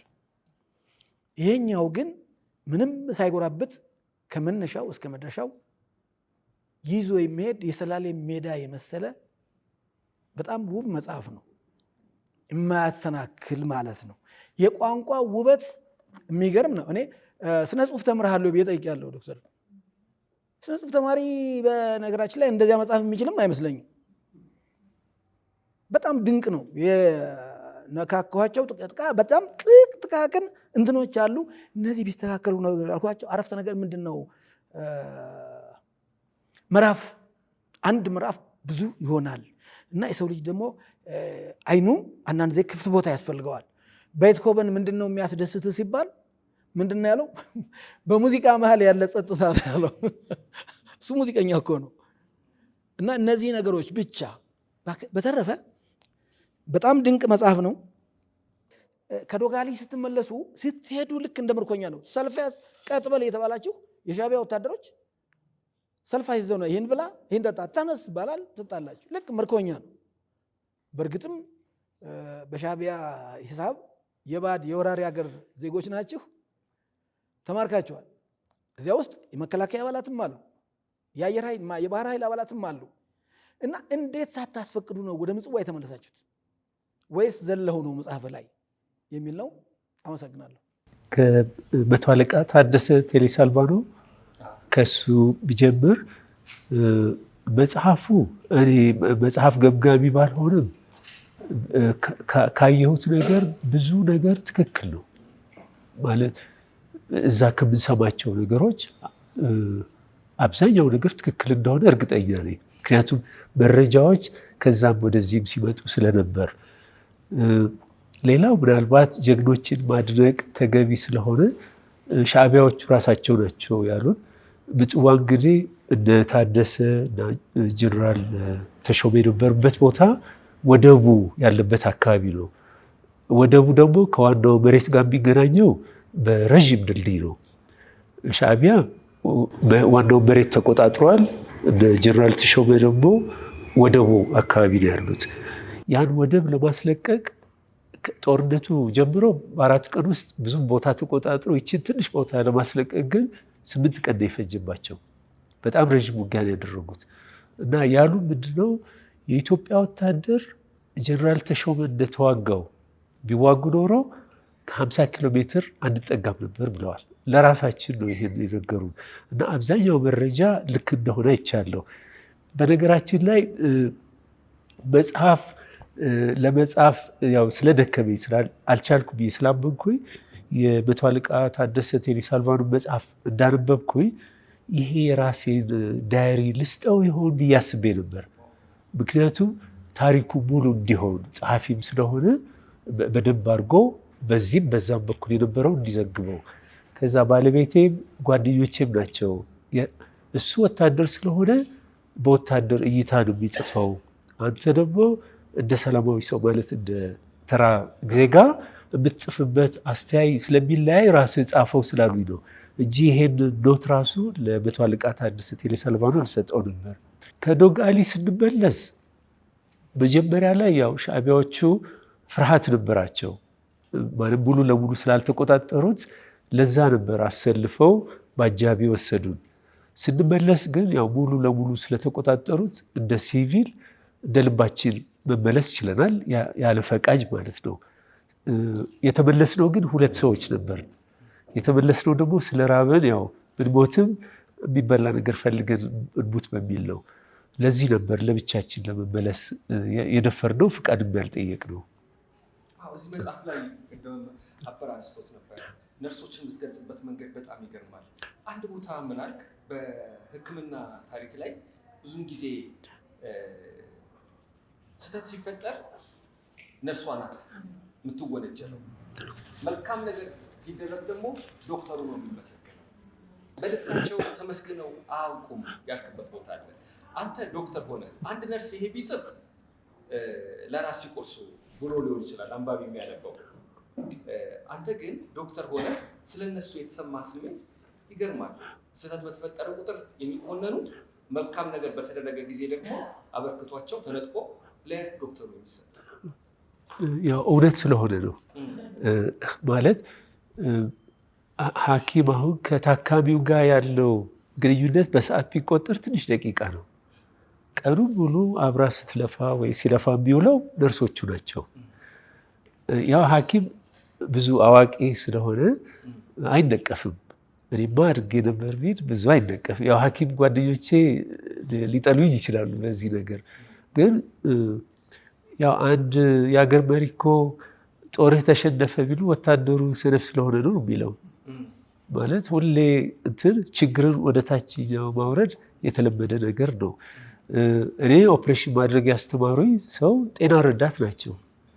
ማለት ከነ ፕሮፌሰር አስራት ጋር ትልልቅ ሰዎች ጋር ነበርኩኝ። እነሱ ኦፕሬሽን እንደዚህ መቁረጥን አላሳዩኝ፣ በተግባር አላሳዩኝም። የመጀመሪያው ምላጭ ግን እንዳሳርፍ ያደረጉኝ ጤና ረዳት ናቸው። ህይወት ዘመኔን ሁሉ አመሰግናቸዋለሁ። ጤና ረዳት ማለት ከነርስም በታች ነው። ለእኔ ግን አስተማሪ ናቸው። ደሞዛቸው ደግሞ ምናልባት የኔ 1/10ኛ ቢሆን ነው እና ሊመሰገኑ የሚገባቸው ማመስገን ተገቢ ነው። በቡድን አክመን ለምሳሌ ኬክ ቢመጣ ለዶክተር እንትና ተብሎ ነው የሚመጣው። ለእነ ሲስተር ካካፈለ ነው ዶክተሩ እንጂ ታማሚው ምስጋናውን ለመግለጽ ይዞ ቢመጣው የታለ ዶክተር ገሌ ተብሎ የሚመጣው። አብዛኛውን ስራ የሚደክሙት ግን ያው የታወቀ ነው። ጽዳት ሰራተኞችንስ መቼ አይተን እናውቃለን? አሁን ሆስፒታል ጽዳት ሰራተኛ ባይኖረው ምን አይነት እንትን ይሆናል? ምስቅልቅል ያለ ነው የሚሆን። ግን ብዙ ጊዜ አይታዩም። እንደ ቡድን ማለት ነው። የኳስ ቡድን አለ አይደል? ያው ጎልኪፐሩ ነው ጎበዝ ወይ ጎል ያስገባው ነው ጎበዝ አይባልም። ቡድን ነው። ለሁሉም የሚገባው ምስጋና መቼም ያስፈልጋል። እኔ ሁል ጊዜ ይሄን እላለሁ። እኔ ትንሿን ስራ እሰራለሁ። ያው እውቀት ያለበት ስራ ቢሆን አብዛኛውን ድካም ግን የሚደክሙት ነርሶቹ፣ ጽዳት ሰራተኞቹ ስለሆኑ እነሱ ብዙ ምስጋና ሊቸራቸው ይገባል ብዬ አስባለሁ። የእውነቴን ነው። ይህንን ስል ለማስመሰል አይደለም። ከእውነት ሊሆን የሚገባው ያ ነው። ለዚህ ነው ነርሶቹን ጎል አድርጌ ለማሳየት የሞከርኩት በዚህ መጽሐፍ። የለም እንጂ እንደ ድሮ ትምህርት ሚኒስቴር ድሮ እንደሚያደርገው በቀዳማዊ አፄ ኃይለ ሥላሴ ዘመን እንደሚያደርገው ለየላይብረሪው እንዲገባ ከመመርጣቸው መጽሐፎች መካከል አንዱ ነው። የምር ነው ደግሞ እንደዚህ አይነት ምስክርነት መስጠት ከባድ እንደሆነ አውቃለሁ። ይሄ ግን የእውነት ጦርነት ስጋ ለብሶ ነፍስ ዘርቶ የሚታይበት መጽሐፍ ነው። ይሰቅቃል። በቃ ደግሞ ሚዛናዊ ከመሆኑ የተነሳ ይሄ መጽሐፍ እነሱን በደረሳቸው እንድል ሁሉ ያደርገኛል። እዛ ኤርትራ ያሉትም ሳነብ ይሄ መጽሐፍ ሳነብ ሲጀመር እድሜ ለበዓሉ ግርማ ኦሮማይን ካነበብኩ በኋላ ምን ይፈጥርብኝ ጀመረ? እማላቃቸው ያክስቶቼ ልጆች የሚኖሩበት ሀገር አረጋታለሁ። ኤርትራን፣ አስመራን ብሄድ መጣ እንዴ ብለው የሚቀበሉኝ ዘመዶች አሉኝ ሁሉ ይመስለኛል። እንደዛ እንዲሰማኝ አድርጓል በዓሉ ግርማ። ይሰማኛል የምር ማለት ነው። ይሄንን ሳይ ደግሞ ያንተ ሚዛን የመጠበቅ ለማንም ሀገር ያለማድላት የጦርነትን አስቀያሚነትን አጉልቶ ማሳየት ሚና ነው እንጂ ልትጫወት የፈለግከው እነሱ እኮ የሚል የለውም። ይሄ መንግስት እኮ የሚል የለውም። መሀል ሀገር ተወልደሃል፣ እዛ አድገሃል። እንደውም የሆነ ጊዜ ኤርትራዊነት ሁሉ እንዲሰማ ሆኖ ነበረ። ወደ ሀገራችሁ ስትገቡ ሲባል ነው አገርህ እንዳልሆነ የታወቀ ማለት ነው። ስለ ኢትዮጵያም የሚሰማህ እንደዛ ሆነ። ሁለት ሀገር ማለት ነው። እንደዚህ አይነት ያንተ አይነት ጓደኞች አሉ እንደዚህ የሚሰማቸው። ደግሞም አገር ያድናል ብዬ አምናለሁ። እንደዚህ ብሎ ማሰብ ሰው መሆን ሲቀድም ነው ትልቁ ነገር። እንቀጥላለን። ያው እኔም እንደ ፍርዱ ሰው አስመራ ነው ተወልጄ ያደግኩት። በእውነት ፍርዱ እንዳለው ከህፃንነቴ ጊዜ ጀምሮ ማለት ነው እስካሁን ልበል የምሰማው የጦርነት ታሪክ ብቻ ነው። የሚሰቀጥ ታሪክ ነው። በተለያዩ ጊዜዎች እኔ አይ ሪሜምበር ምናልባት የ7 ወይም የ8 ዓመት ልጅ ሆናለሁ። ይሄ በንጉሱ ጊዜ ነው። እነ ግራዝማች ሀድጉ የሚባሉ ምናምን ተገድለው ከአክስቴ ጋር ሲነማ ቤት ገብተን ሲነማ ዳንተን ታውቀዋለህ? ታች ነው የነበርነው። አክስቴ ናት ይዛን የሄደች ወደ ሲነማ ቤቱ። እንደ አጋጣሚ ሲነማው ቆመ፣ ሩጫው ተጀመረ፣ በሮቹን ተከፈቱ፣ ሁላችን መሮጥ ጀመርን። አክስቴ በእጄን እየጎተተች ወይኔ ዛሬ የሰውን ልጅ አጠፋው እያለች እያለቀሰች ስትጎትተኝ ነው የማውቀው በህፃንነቴ። ወላጆቼ ደግሞ ከቤት ወጥተው ምን አጋጥሟቸው ይሁን እያሉ በቃ በጭንቅ ሲጠብቁን እና ሲያዩን አስታውሳለሁ።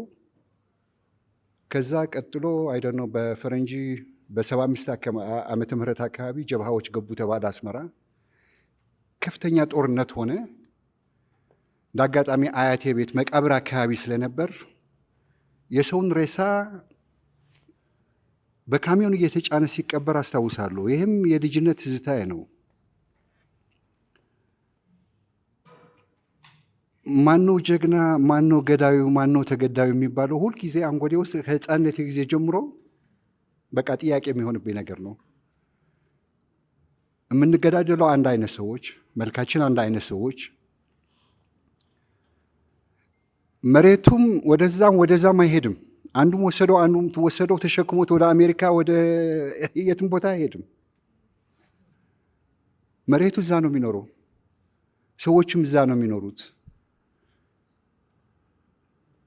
በእኔ እምነት ማለት ነው በእግዚአብሔር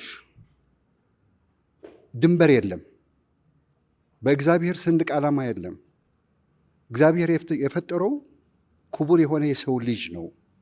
ያ ሁሉ ጣጣ የመጣ ነው እኛ ነን ባይ ነኝ። ቅድም ፍርድ ወንድሜ ሲናገር ወደ አገራችሁ ትሄዳላችሁ ሲባል ደነገጥኩ አለ። እንደ አጋጣሚ እኔ ኤሪትራ አልነበርኩም፣ ውጭ ሀገር ነበርኩ። ግን ቤተሰቦች ኢትዮጵያውያን ሆነው ከዛም ተፈናቅለው ማዕት ቤተሰቦች ወደዚህ የመጡ አሉ። ያኛው ቲዮሪ አሁን እዚህም ሰማዋለሁ በአሁኑ ሰዓት። ይሄ የኔ ነው፣ ይሄ ያንተ ነው፣ ውጣ ግባ የሚባለውን ነገር ያኛውን ሲሰማ ያኛውን በሽታ ይቀሰቅስብኛል። በዛ በኤሪትራው ላይ እኮ ቢያበቃ ቆንጆ ነበር። አሁንም ችግር አለብን ባይ ነኝ። አሁንም ችግር አለብን። ምናልባት ለጦርነት ነው የሚሉ ሰዎች ድምፃቸው በጣም ትንሽ ነው። ኢትዮጵያ ውስጥ ያየሁት በጣም ትንሽ ነው። እንደ አጋጣሚ ሆኖ የፍርዱን መጽሐፍ እንዳነበብኩ እውነት የኢትዮጵያ ታሪክ የጦርነት ታሪክ ይሁን ምንድን ነው ችግሩ ብዬ ጉግል ማድረግ ጀመርኩና ሊስት ኦፍ ዋርስ ኢንቮልቪንግ ኢትዮጵያ የሚላየው ማለት ነው አለ። ሁላችሁ ማየት ትችላላችሁና ምንድን ነው የሚጀምረው ከ1316 በአምደ ጽዮን የሚለውን ውጊያ ነው እና በአጠቃላይ እስከ ትላንትናው ትግራይ ላይ የነበረውን አሁን ያለውን በተለያዩ በአማራና በኦሮሚያ ያለውን ጦርነት አካባቢዎች መቁጠር ጀመርኩ። በአጠቃላይ በ701 ዓመት እስከ 255 ዓመታት የሚሆኑ የጦርነት ታሪኮች ናቸው። የጦርነት በቃ እና ምኑ ላይ ነው ችግራችን? ዋትስ ሮንግ? ህይወቴን ያሳለፍኩት ወደ 30 ዓመት ጀርመን ሀገር ነው እና ጀርመናውያን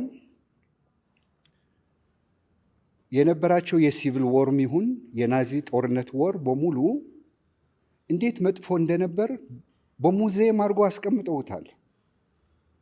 ኢቭን የአባቶቻቸውና የአያቶቻቸው ስህተትም ቢሆን አስቀምጠዋል።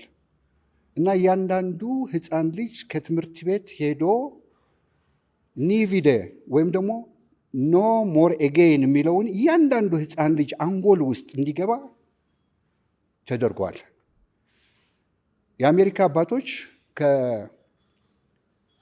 ከኢንዲያኖችን አጥፍተው አሜሪካ የሚባል አገር ሲገነቡ ወይም ደግሞ ከአፍሪካ በጣም ብዙ ባሪያዎች ወስዶ አሜሪካ የሚባለውን አገር ሲገነቡ ዛሬ ለልጅ ልጆቻቸው ሙዚየምና ትምህርት ቤት ከፍተው ኖ ሞር ኤጌይን እንደዚህ መጥፎ ነበር እያሉ ያስተምሯቸዋል። አይደጋገምም። እና ሜይቢ ያለንበት ሁኔታ በሰይጣን አዙሪት ቀለቤት ይሉታል ፈረንጆች ሲናገሩ። ይሄ ቪሸስ ሰርክል የሚባለው መቼ ነው የሚበጠሰው ነው? እናት ልጇን አሳድጋ 20 ዓመት የሆነ ጽሁፍ አንብቤ ነበር ከአንድ የኦስትሪያ ተወላጅ ነው፣ አንትሮፖሎጂስት እና ሂስቶሪያን ነው። ምንድን ነው የሚለው? ኢስት አፍሪካ አካባቢ ላስት 400 ይርስ ነው የሚለው። በ20 እና በ30 ዓመት የእርስ በርስ መጋደልና ረሃብ አለባቸው ነው። እንዴት አንማርም ነው? እኔ በእውነት ስለ የትኛው ጀግና፣ ስለ የትኛው ደካማ፣ ስለ የትኛው ሂሮ መናገሩ ራሱ እንትን ይላል፣ ይከብዳል። ምክንያቱም ወንድም ነው የገደለው፣ እርስ በርሳችን ነው የተጠፋፋ ነው። እስቲል አሁንም አልወጣንም። ከዛ ድፍረት እንትን ይለናል ማለት ነውና በእውነት ፍርዱን የጻፍከውን ጽሁፍ ለሰላም ጥሪ ጦርነት ነው የሚባለውን ነገር የሁላችንም ቢሆን መርጣለሁ። በጣም አመሰግናለሁ።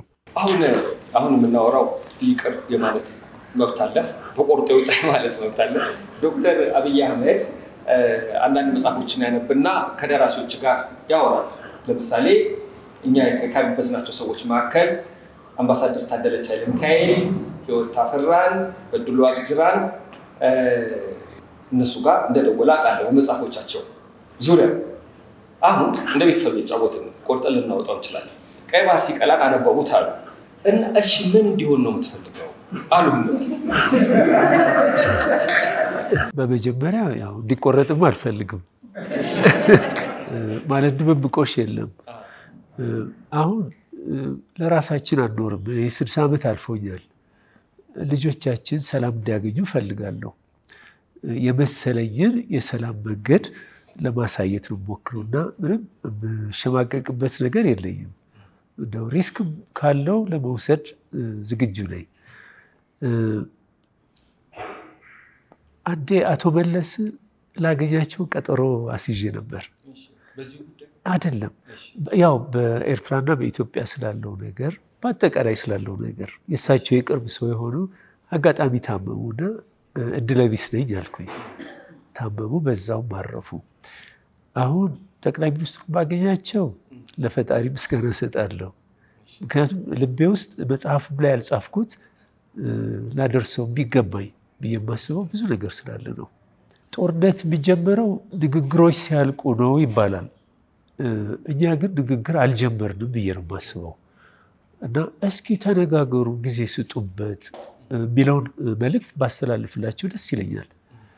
ምክንያቱም ገና አልተነጋገሩም። ለመነጋገር ደግሞ ትህትና ያስፈልጋል ብዬ አምናለሁ።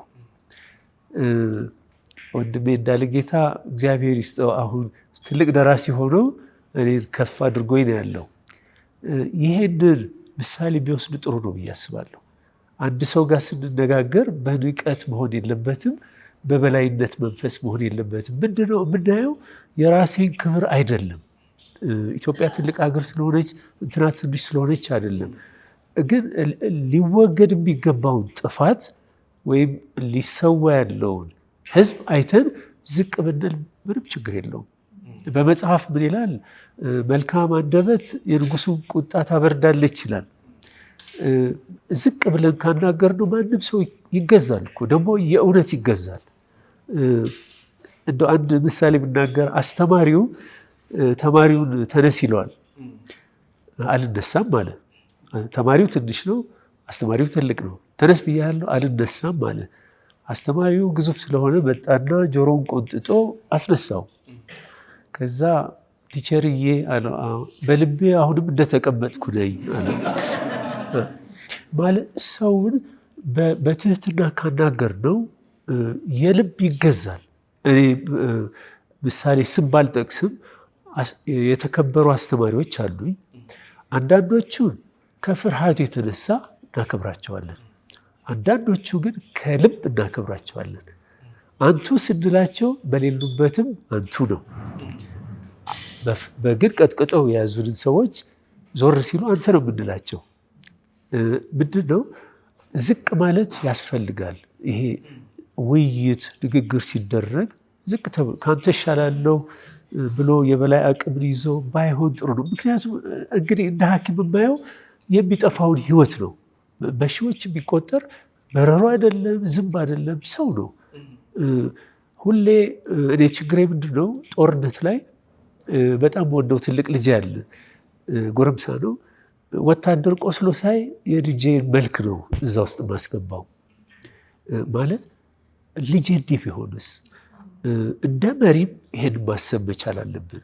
የማይቀር ጦርነት ከሆነ ምንም ማድረግ አይቻልም። ማለት ግዴታ ከሆነ ግዴታ ነው። ግን ግዴታው ሳይገባ ብዙ መንገዶች አሉ፣ የብልሃት መንገዶች አሉ፣ የውይይት መንገዶች አሉ።